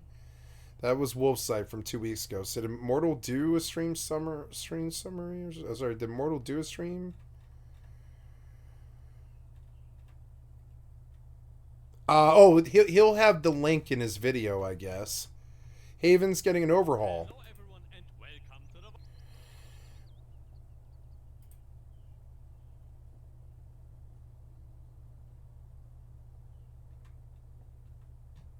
Where's the original video that you watched? Oh well, I'll watch this as Outside channel. Today with a very special topic. I mean, always special. Haven will be improved a lot and the new pet level system. Sadly, Henrik doesn't have something to show, but he looked at the Henrik voice AI videos linked down in the description if you're interested. On account of this shit, I still have a leash that I'm rolling off the leash because this phone my life out. Boy, listen. Anyway, let's go to What? the topic. Spring 3 have some very important focus on especially new player experience. So we are pretty much overhauling Haven quite a lot. I think I lived Very much. I think I listened to this one and I want it again, I guess. But he doesn't have the link. Where's the actual video of this? Did somebody link it? Damn it. Oh well.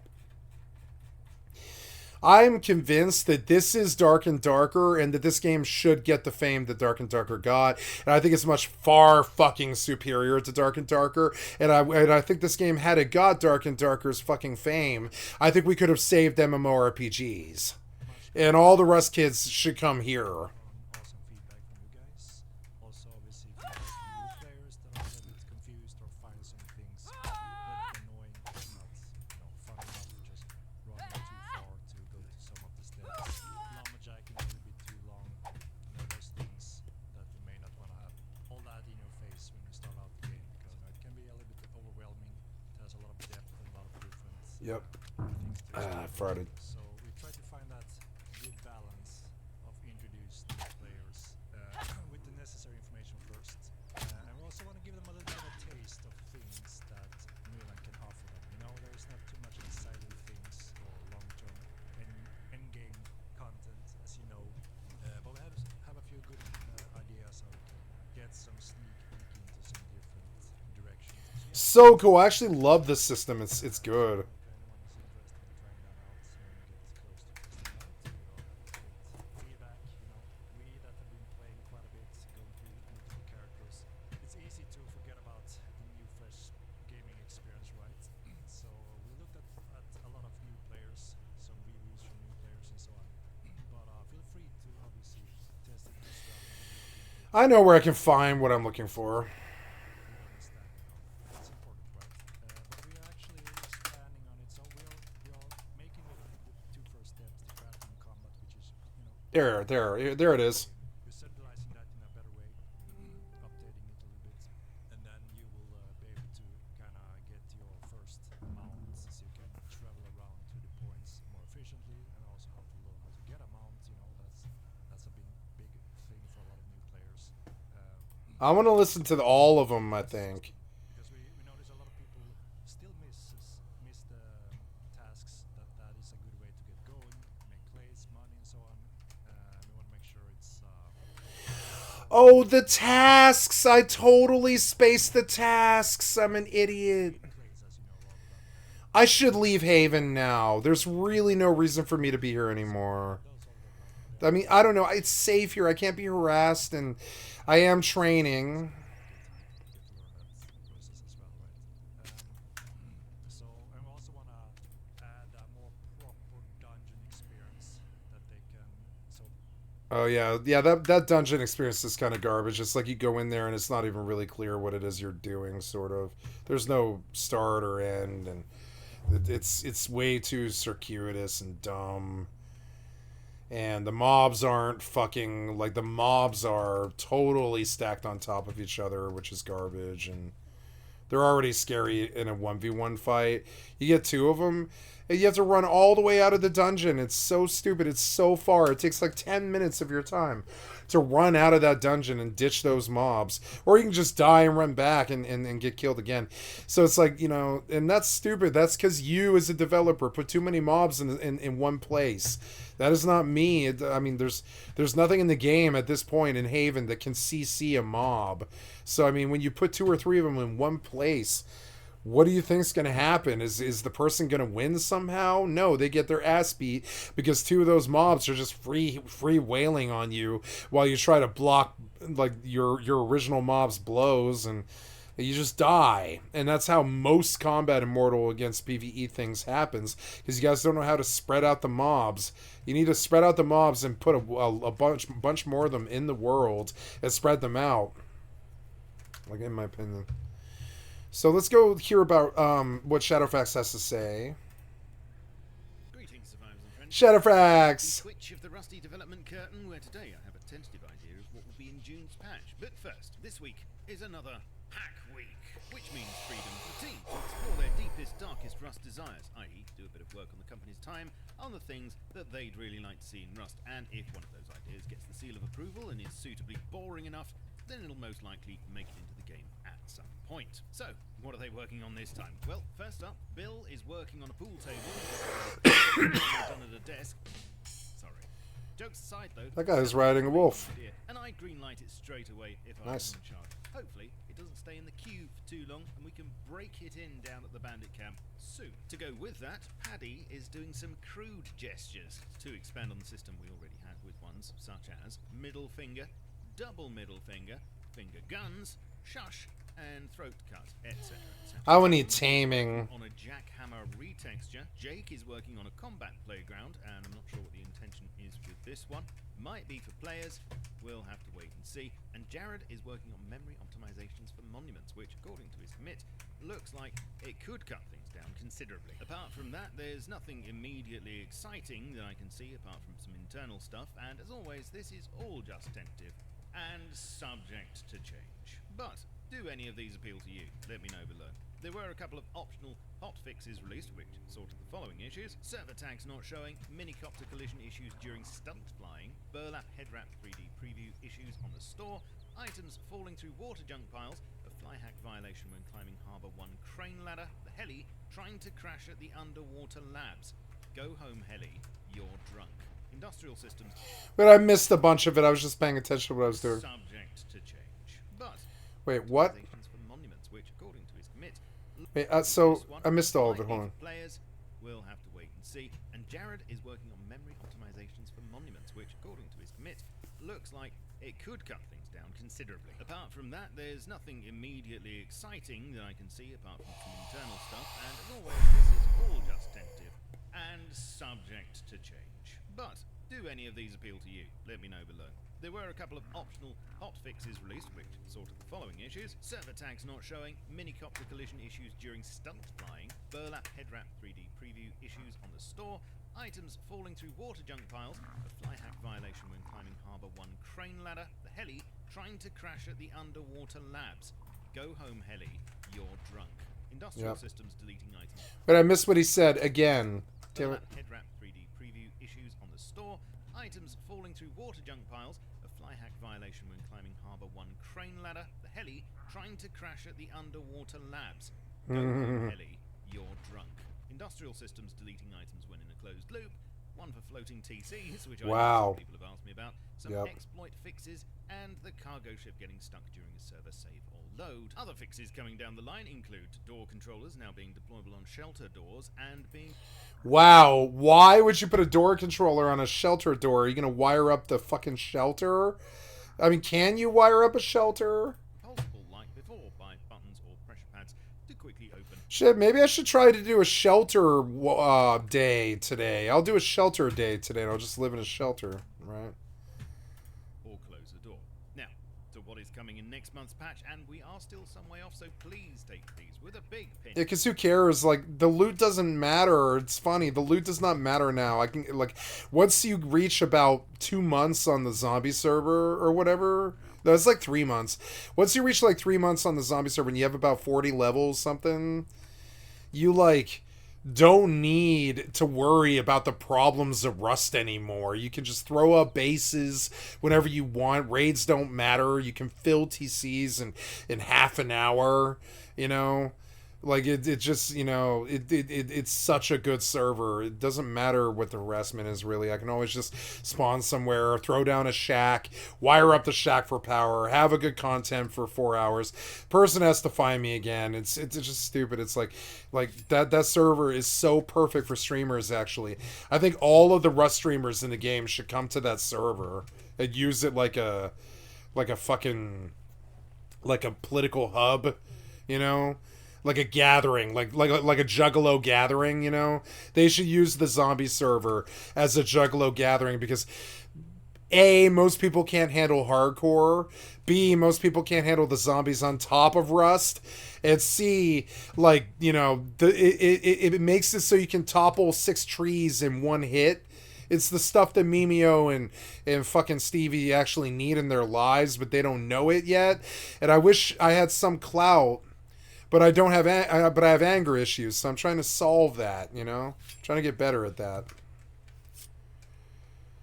I wish they would, like I wish the server would take off, because when they see what an RPG system can do to Rust, it'll change the world, maybe. I don't know. Like, I don't know. It changed me. I was like, man, survival with the right RPG mix to reward you for all the work is actually revolutionary. It is fucking revolutionary. Where are the wolves in Haven? They're like... Wait, can you ride a pig? I can't remember. Yeah, can you ride a pig? Can I train a pig and ride him? I'm gonna try.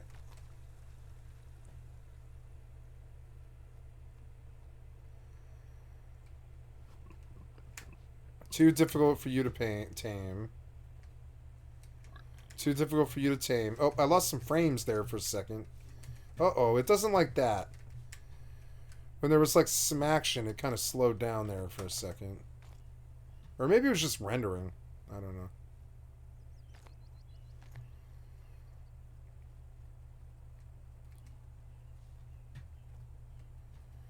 Too difficult for you to tame. I don't think that... I think bush pigs are a bit too high. What I think I can do, though, is go... I went out the wrong way. I'll go back and... I'll sit down here for a second. I'll go back and I'll go all the way past the graveyard to where the pigs are, and I'll train a pig, and I'll ride the pig, and I'll just level a pig with me while I fight in the graveyard and stuff like that. Man, if I can get a solid frame rate like this all the time, like, I could see playing this game full time, like, or not full time at all, but I mean, like, as a main in the rotation, maybe give it half of it to Rust and half of it to Mortal, because that seems to be what I'm naturally doing anyways. In time, I'll just leave Rust, I guess, because I prefer Medieval over Rust, I think. It depends on... Well, I don't know. Like, there's more to learn. Oh, no, there's more to learn in this game right now than there is Rust, which is why it seems so interesting to me. The minute that I feel like I've mastered this game, it will seem incredibly boring to me, I think. Cotton. Lots of it. What can you do with cotton? I mean, I guess you probably make clothes. Can mages make, like, robes that give you stats and stuff?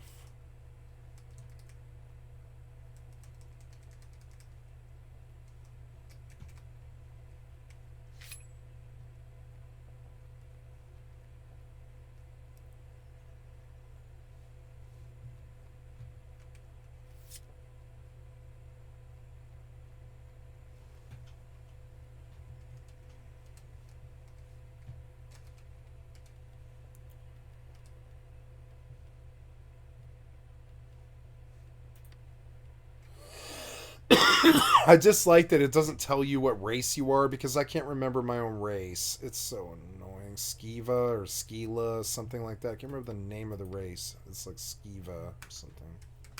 Skiva? Skila? Something?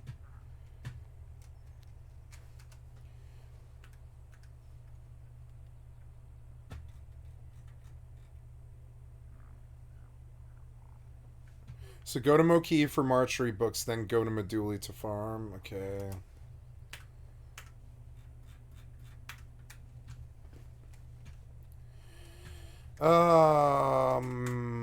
What was I listening to? Yes, this. Of subject to change, I believe we may well be seeing the following. That fucking bike looks so bad. Why would you design the bike to look that bad? Motorbikes. Why would anybody ride anything that looks like that? Why? I mean, what? From latest footage are more or less finished already. Handcuffs and a prisoner hood, for which an animation has actually been in the game. There's gonna be bikes in Rust, so I can just ride down the road on a bike and cap somebody. That's gonna be funny. Years and years now. God damn it, Rust is gonna get so much better when they do a sequel or whatever it is and they unlock all this. We can all just live there permanently without wipes and stuff like that. I think that'd be so cool. The exact mechanics for this will be What happened to Happus? Is Happus dead now? I think it is. an idea of exactly how you I could see doing Happus now. I never could, but I could see doing it now. You just take one tile at a time, right? You live in one tile, and then you high qual the fucking tile. You know, well, a tile with another tile, so you have, like, you know, an airlock. You live in one tile, and you high qual that tile, and you get fucking 10,000 metal or whatever in there in Happus Island, somewhere in a 1x1 where they'll leave you alone for a little bit of time anyways. And then you just go and you build another tile, and you high qual that, build another tile, high qual that, build another tile, high qual that, and eventually you're going to have a 2x2 with enough room in there to actually move. And then you just build. Like, really, you just get all these mats together. You just keep stuffing the 2x2, and then you build really big with a big wall and everything. Happus was an interesting thing. I went on Happus a couple of times. It doesn't reset. I wish the servers didn't reset. be able to exploit. I mean, use the feature. The traveling vendor, which from recent commits looks like will basically be a moving... Good, they're making traveling vendors real, but that'll also probably break the zombie server mod, which is kind of crazy. And I think I like the zombie server mod better because it adds like 15 or 20 different vendors all over the island that like all have random, totally rotating stuff, and the prices are random, which can be really awesome sometimes. You like walk up and you're like, oh my god, hollow site for 50 scrap, and you're like, awesome, 50 scrap, that's it? And then the vendor's like, yes, 50 scrap. You're like, okay. And that mod is probably better than what Face Punch will do. And I wish they would just take the mod. I wish they would just buy the mod and include it in the game. You know, because the mod is better than what they're gonna do. I know it is. Turrets attached to it do provide a mobile safe zone experience. Looks like players will also be able to flag it down with a gesture. There's gonna be a vendor that travels around. Wow. And there's the SKS that I showed. Oh, we got a new gun coming. SKS, that's the biggest news I've heard in a long time. Last week that was originally It looks good. It looks like a real SKS. It's awesome. Why does it look way fucking better than all the other Rust guns? rumor has it that making The only other gun that looks that good is like the fucking DLR, or, you know? blown weapons being mulled over at the moment. Nothing is confirmed just yet, but I guess if that happens, they won't be able to make any money out of it. Man, I have not shot an LR now in fucking a year or something. No, I had an LR last time I saw Tay, I think. I can understand the reluctance. In other works in progress, there's that Radtown Redux, which I'm not sure will be ready for next month. We'll have to wait and see on that one. A Blunderbuster, which I believe is meant to be a reskin for the double barrel. A rework to Cliffs, and as mentioned before, a beached whale and a tiger. Not a beached tiger, I mean probably in a new jungle biome or something. Maybe there'll be an abandoned zoo monument, I don't know. Anyway, that's you up to date for now. Niter went fast, Sulfur didn't, so Niter. My socials, my Steam group, all the links are below, and you can support the channel here with Patreon, YouTube memberships, and super thanks. I shall catch you all very soon. But in the meantime, keep calm and stay rusty. Cheerio. Very good. It's very good. I like it. It's Hack Week. I hope they come up with some good stuff. Hack time I can do with the pool table. I can use the balls as thrown weapons, right? I want to make a suggestion here. What was it?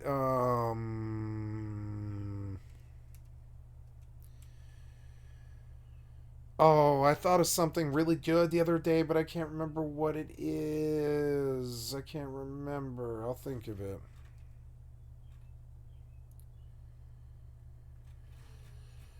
Yeah, roulette table like PSO2. The problem with video game monetization, I've seen that before.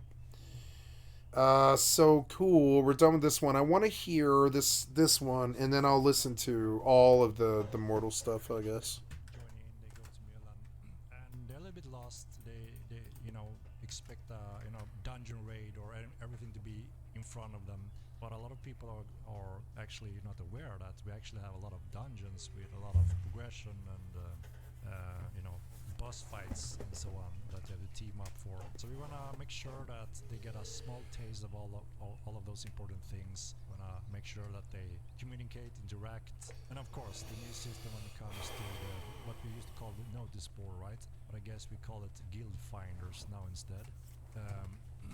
So that would be a very powerful tool for you guys that are veterans and run your own guilds already to market your guild with some really good information, everything you would like to, you know, put on as a display for your guild, so new players can easily find your guild with proper tags that, you know, fits your style and so on.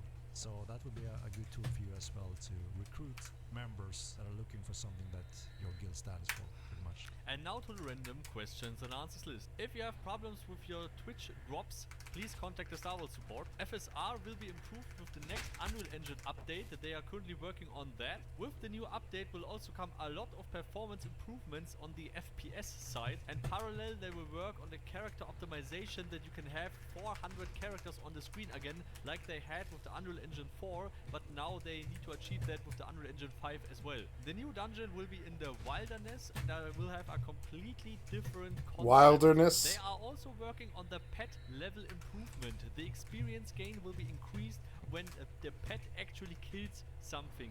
And in the future with the breeding and the farming systems, you can also level your pets. TC balance is important, and Starboard is taking that very seriously, and they are working on that it's not feeling so unfair. And they will maybe tweak something in the future for that. Relic Wars will come back to Mortal Online 2 like it was in Mortal Online 1, where you can fight over relics. Just to give you an example, a relic gives you 1 pet level per 1 minute, something like that, if you put that in the religion house or something like that. And there will also be rare drops, for example, a sword dropping from the sky. You can't log out with that, you can't bank that stuff, and you need to use that. That will give more options for the PvP. They will not insert a turn cap for the combat. They are working on something different in the background, and we can test it someday when it's finished and polished. A few skills will be cleaned. They are also want to change the skills that it feels like you have 100 skills or something, stuff like that. And also something like every skill is 100 all the time or something like that. But this was just a baby and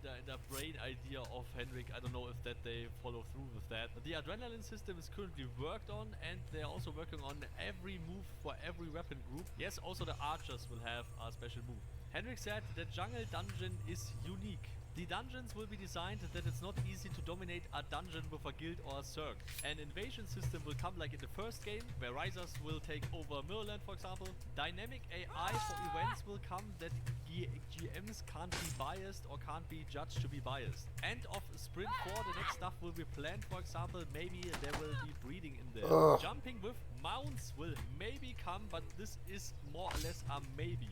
Subscription will stay, but Haven will be free to play someday. Old dungeons will be reworked. Some magic schools are meant to be a little bit more expensive than others, but they won't bulldozer prices and patch that to shit.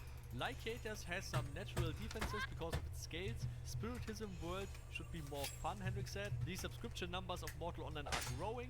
Fire arrows will come to the game. More lore and more Fire story arrows. will come with more secrets. Henrik loves Ultima Online and he said Mortal Online is basically Ultima Online but in new and modern. The Demon Portal will come again to Mortal Online 2 like it was in Mortal Online 1. Sophistication values will come with a few new functions down the road, but this is only when they have the time.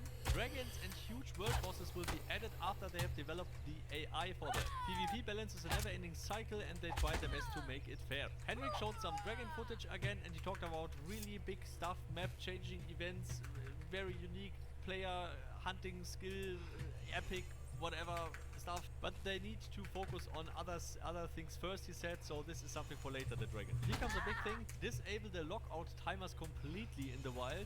This is a maybe that your character then stands there. I personally like that change, if that really comes like that, but I guess he just meant if you got hit and you're running in your house that you can't log out in there for a lot of time because you were hit and you were in combat and stuff like that. It was also just a maybe from Henrik. The AFK timer will be maybe removed when the server is not in overload, then you don't need to kick the players. Another big thing, server costs and stuff is high for Mortal Online and the development costs a lot of money.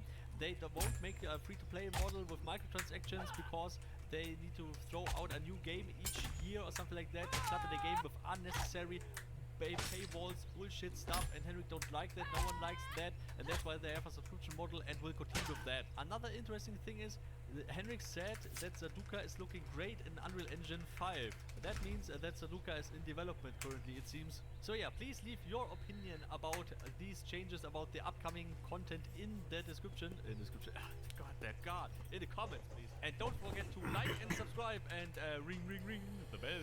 And Yeah, it was good. Thank you. I wish you would link the fucking video that you're talking about, but I believe it is this one. Yeah, I didn't finish this, so I want to hear this again, I guess. We'll go back.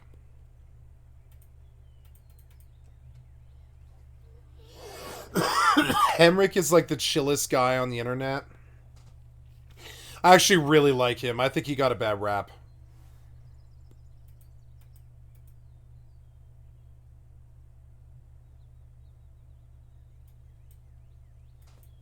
Why even put it in the video then? I don't really follow that. Why put it in the video then?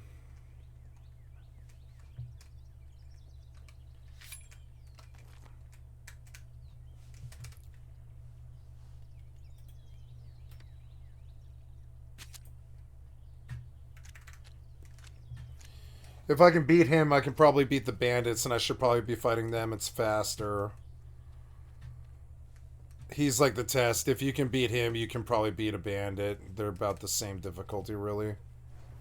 Bandits are chunky and fucked up like him. And they're a lot faster, so you're a lot bigger of a problem when you have one, because they like attack way faster and they block way faster. And so, but if I can open up with a couple of spells and then just dagger fence them and then heal, I can probably beat one, I think. With the frames the way they are, I have the settings too high, I do. But yeah, textures can't be epic. They've got to be medium.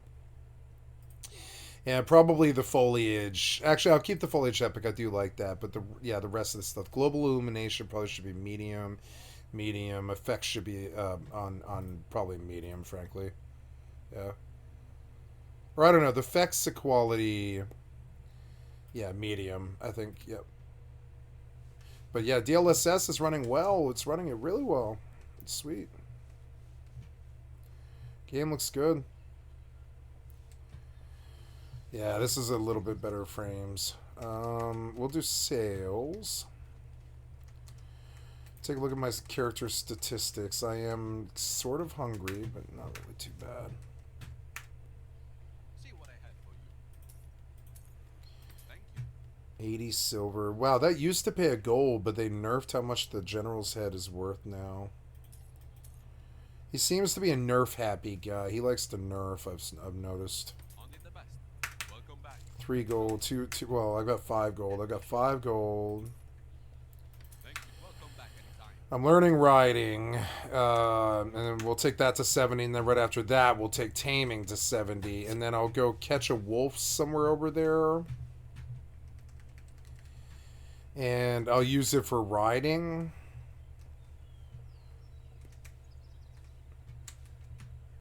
Actually, no, I remember now what I'm doing. I'm going way, way, way east to go tame a pig and keep the pig and potentially ride the pig. Because I don't know like how fast pigs are, but they might be really fucking fast, actually. I don't know. And we're going to find out. Yeah, there's the pigs. This game looks good. It looks good with real frames, you know? The sun looks good through the trees and stuff. It's such a really good looking game. Okay, can I train the pig? Let's see. Will you let me train the pig? Too low level for you to gain skills. Okay, well, I'll still train the pig. It's alright. What does the pig eat? Grass? No, he probably eats other pigs.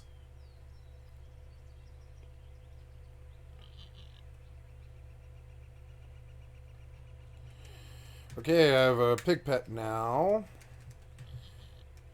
Let's see if I can ride him. Yes, very good. Very good. See?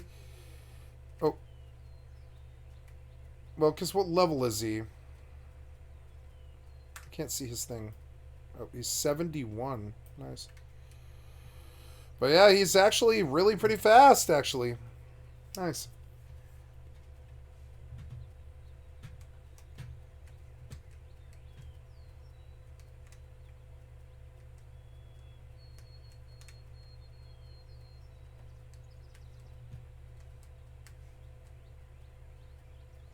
Oh, I need to feed him. Oops.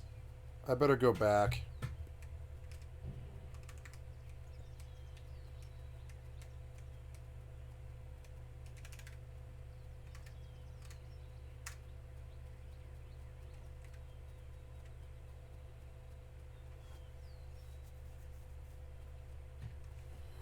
Riding a pig around. I wonder how big they can get.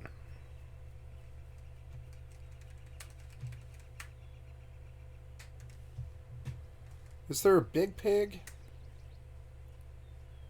No.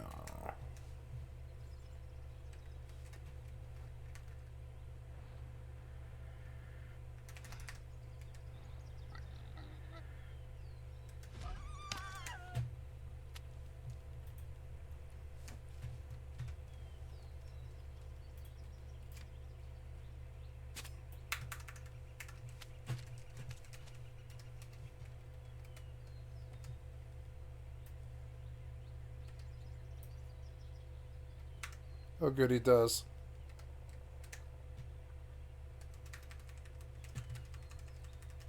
Amra's piggy. I'm fairly sure that's faster than walking. Like a lot faster. It doesn't. He can't do it very long, but.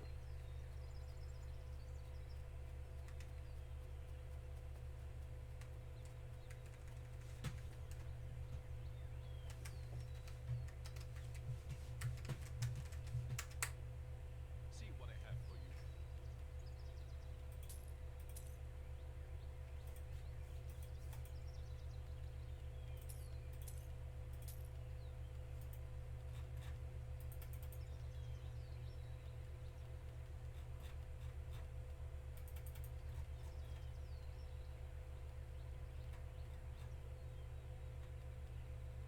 Isn't that what I sold you?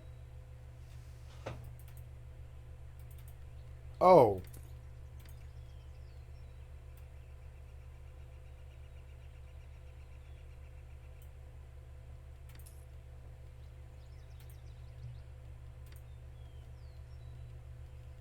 Deal.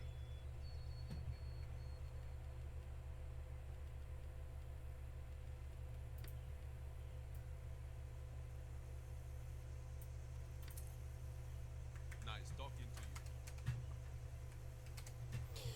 I don't need a bow. I'm a mage. I wish you were a real vendor. Maybe I should go try and find a wolf now, but I think I think I've got to wait till tomorrow until my taming is up. Or really, it's like the day after. The game is slow. Like, really genuinely slow. Like, the slowest game I've ever played. Maybe slower than EvE.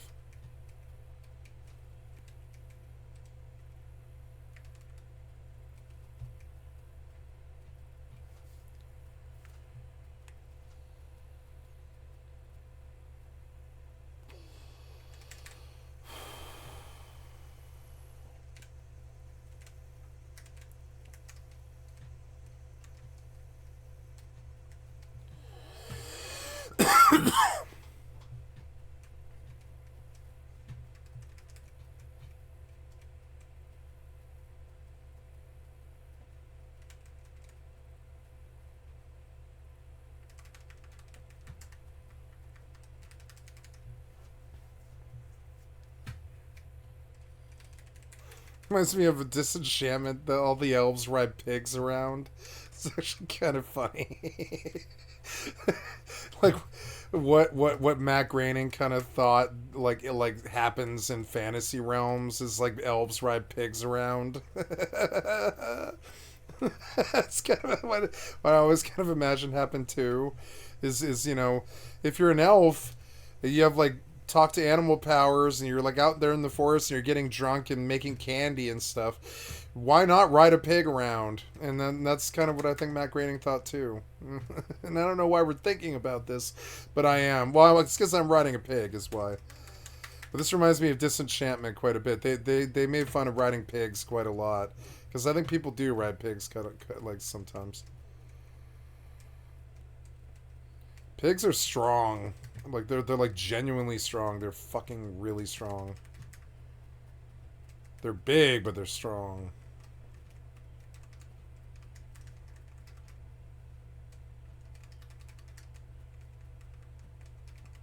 It's funny I can just ride the pig down into the basement. Time to get paid. Why does this sound like I aggroed through the floor or something stupid? What do you mean? Oh god, get out of here. Run, pig, run, run. I'm going to get hurt. Run! Run, pig, run. Run for our lives, pig. Okay. Go! Get off it, get off it, get off it. Ouch! Oh, you fucking bastard, you bastard. Okay. Go. Yes. You. Go. Go. Now, you. Go. Oh.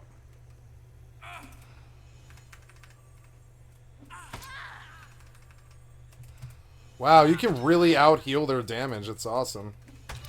Well, let's use all the mana then. Fuck it.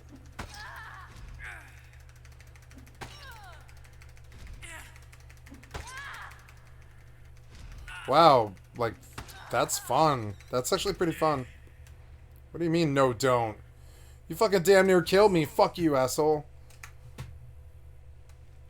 Ooh, I got a ring. Yay, ring. 16 glory. Not bad. That's much, much better than the skeletons. And the bandit heads were 25 silver. Cuprum ring. Can I smash the Cuprum ring? What would be the best way to get Cuprum? Just grinding. Grind them.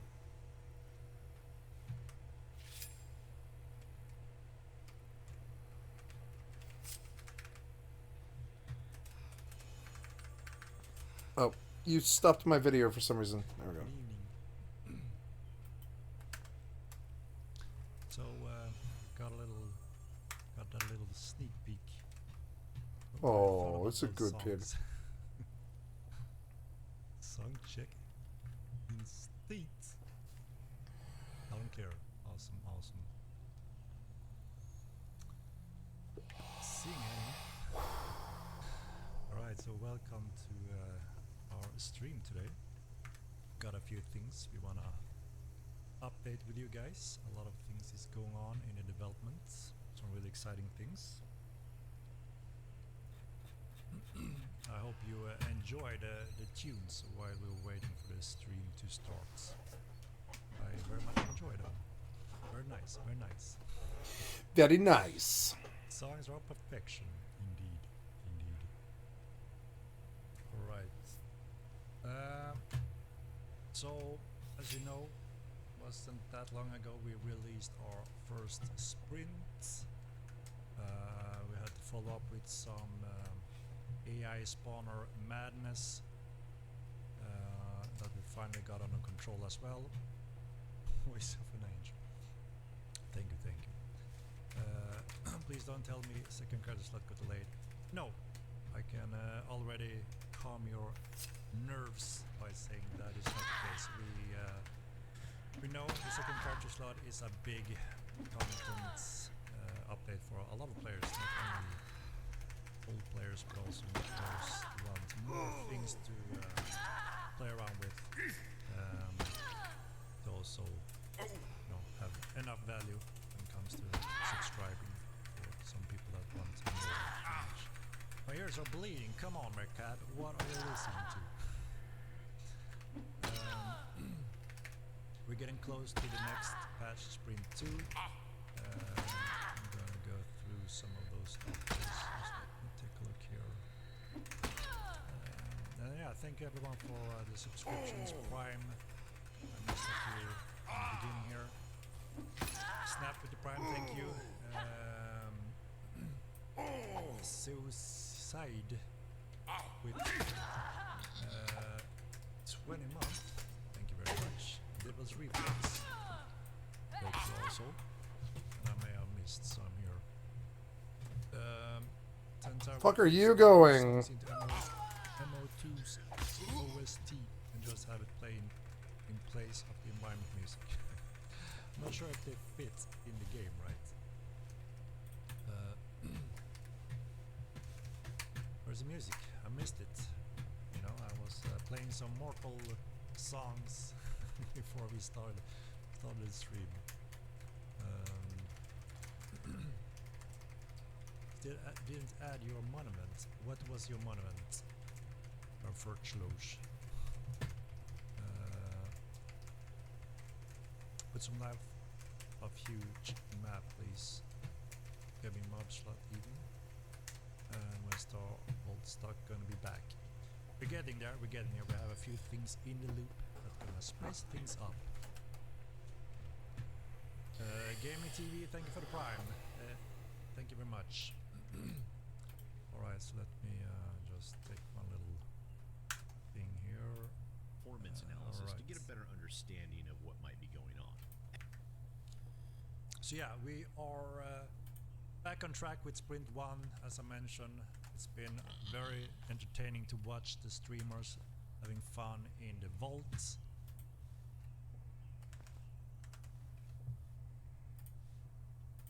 At 1080p with max settings, ray tracing off in interlace mode, in the open world test area, a Core i7-9700K with an RTX 4070 Ti seems to be the minimum hardware required to maintain 60 frames per second.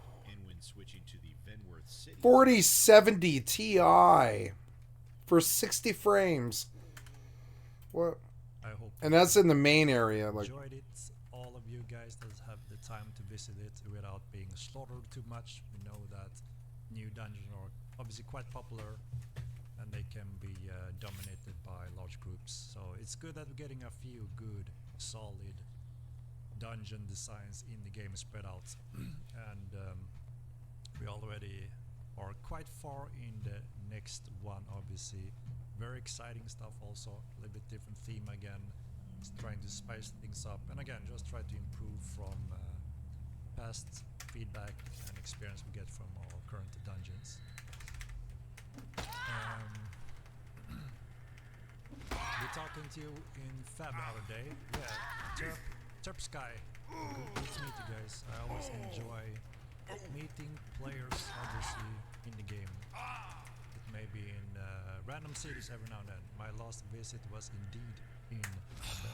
It was fun to yay, Clee meet level. some people there.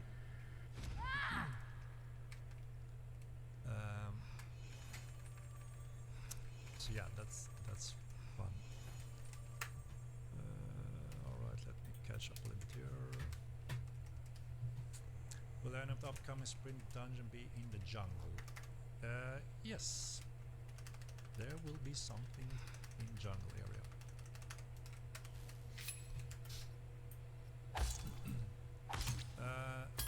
So we're gonna.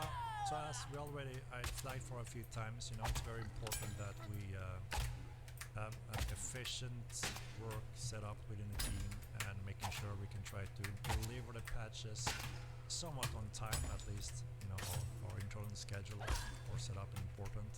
I also said that we're not posting any dates publicly because, you know, if there's something that we run into problems or anything, whatever that may be, or new things that we didn't foresee, we need to be a little bit flexible because we're a small team, everyone is dependent on specific ways.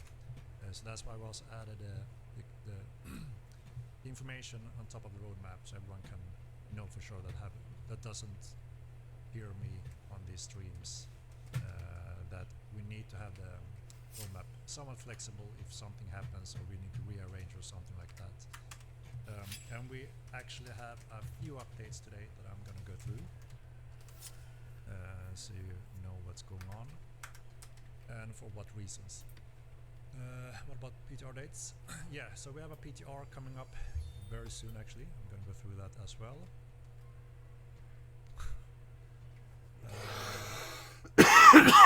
Make attention into that would be cool. Big chunk camp red town, give him more vendors. Alright, so I'm gonna update the webpage as well now with the new roadmap as we go through the changes we're gonna do. So I'm just gonna take care of that also.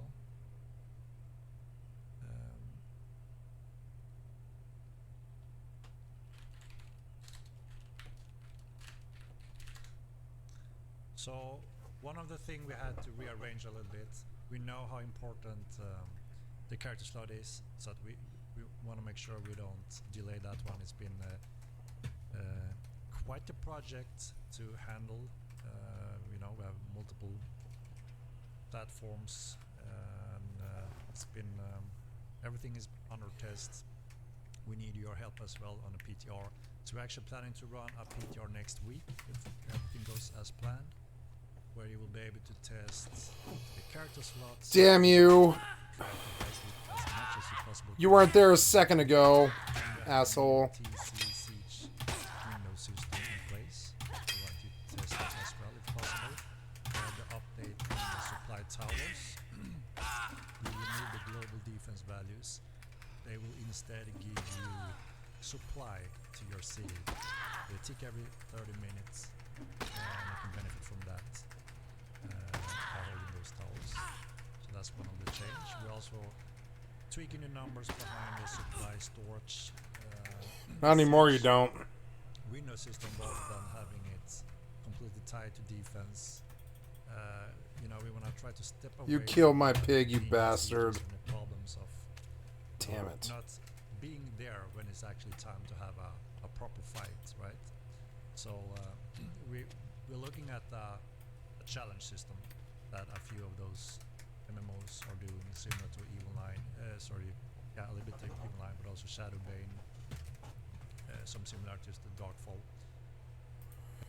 Shadowbane. What's Shadowbane? I don't know if I've heard that before.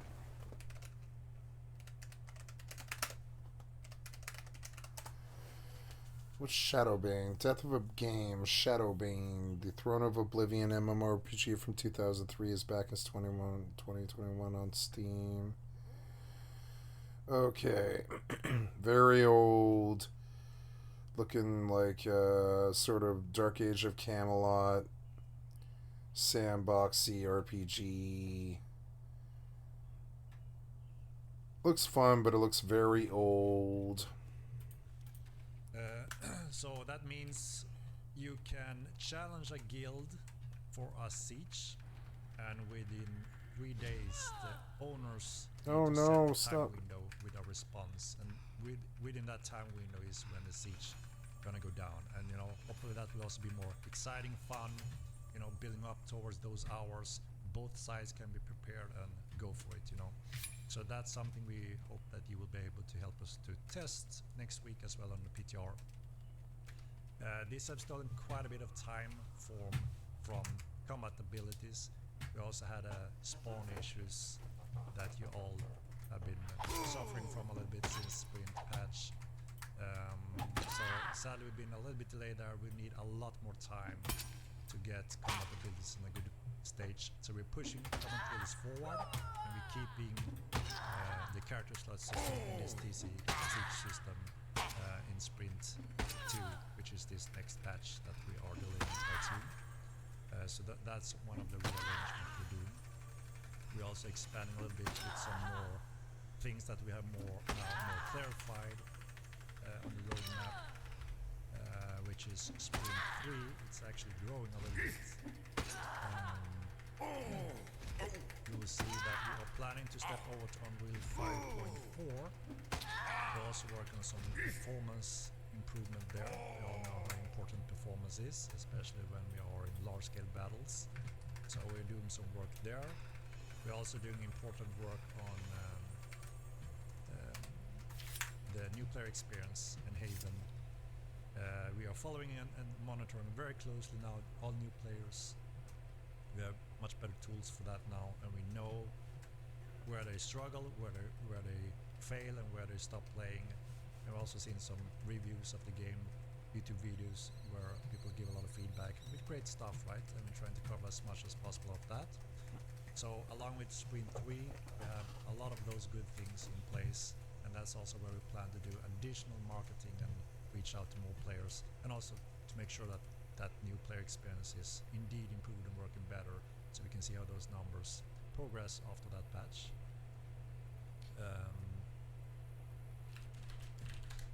So that is Sprint 3. We're gonna update the roadmap right now, so everyone can just go to roadmap and refresh, and you will see that that happens now. So Sprint 1 delivered, right? Sprint 2 is the one that we are gonna run PTR on next week, if everything goes as planned. And then yeah, we had to push around a few things there, as you can see. So yeah, that's the update on the roadmap to make sure it's more up to date and a little bit refined. So that should be good. I'd like to see Haven to be free personally. So that is the plan down the road, right? We are doing some important updates on Haven now. But the next step down the road for Haven is to actually make it free to play. And that should be a good way to get a lot of people and hopefully get more into the game with the new improved Haven experience. We're doing a very important big step here, but we also plan to do additional few steps when the time comes to make it free to play also later. Please allow us to add our old account to second slot. That is a different story, I'm afraid, and that complicates things very, very much. And we don't want to delay the character slot. Everyone has been demanding for that feature for quite a while now. We don't want to push it around anymore, right? No, that means weapon abilities is not. As I mentioned before, we are pushing it forward. We need more time, and you know, the spawn issues, multiple things that we have spent a lot of time on, performance issues that we're working on as well. So as you can see in the roadmap now, we have updated it so it matches what I went through right now. And there's some important things on Sprint 3 also now that we have revealed, which is the new task and reward system, performance update, and new player experience, and Unreal 5.4 update. I've been doing some quite large improvement there in that version, so we hope we can benefit from that much better. Or did the second slot come out? No, it's not out yet. It's the next patch. So PTR next week. That's when you can test the siege window system that I mentioned and the new character slots. It's great that you try to break anything of that, because you know we need to have that in a solid state. Yeah, I mean, I'm also very excited for the combat abilities, but I think that it's very important that we do those correct, right? I know that a lot of people that are fans of combat, you know, it needs to be good, right? And we need to make it very solid. So I think that's something we shouldn't rush. So it's, you know, time spent on it, you know, it's better we do it right. I think you most of you agrees with it. So second character is entering PTR next week. Yes.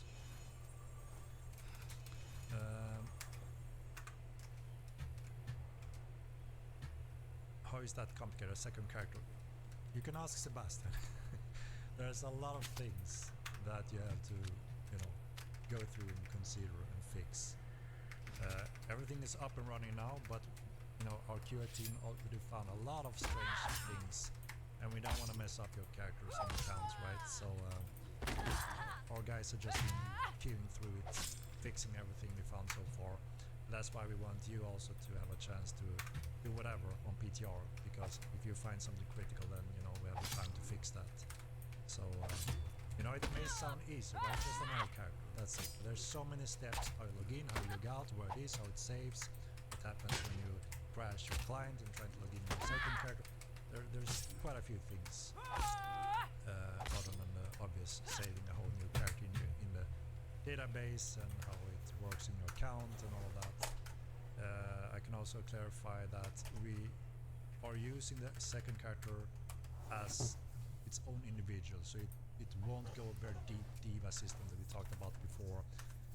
There's one main rule though, and that is that you can only have one house tied to that account, so you share the house between those characters. Okay. That's the main thing that we say. The veteran system is in Sprint 4, as you can see on the roadmap, so we are not fully there yet. Compatibility before free-to-play phase. I think that is gonna be the case, yes. Most likely, at least.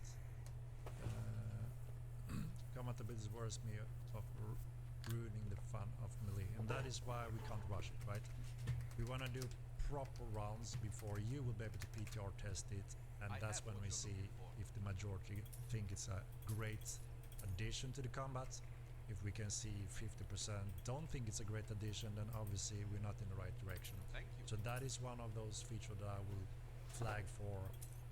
It will take the time it needs, right, before we're happy and see overwhelmingly majority think great, it adds depth and skills to the game. We can accept it, right? That's one of the rules I want to add to compatibilities. That's why I want that to be flexible and don't set a date on it. Yes, your other character will have your own unique first name, and we may even have to remove the surname, the last name, right? There's some complications around that as well, and they are not unique currently, so that's what we're looking at also.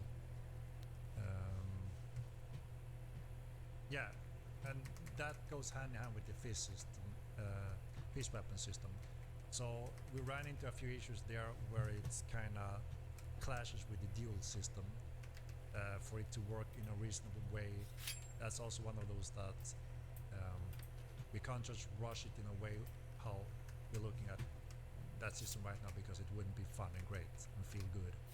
We only want to add combat that feels good and are great, and that they need simply enough time to make that happen, and then PTR. So you also can give your feedback and play around with it. So that is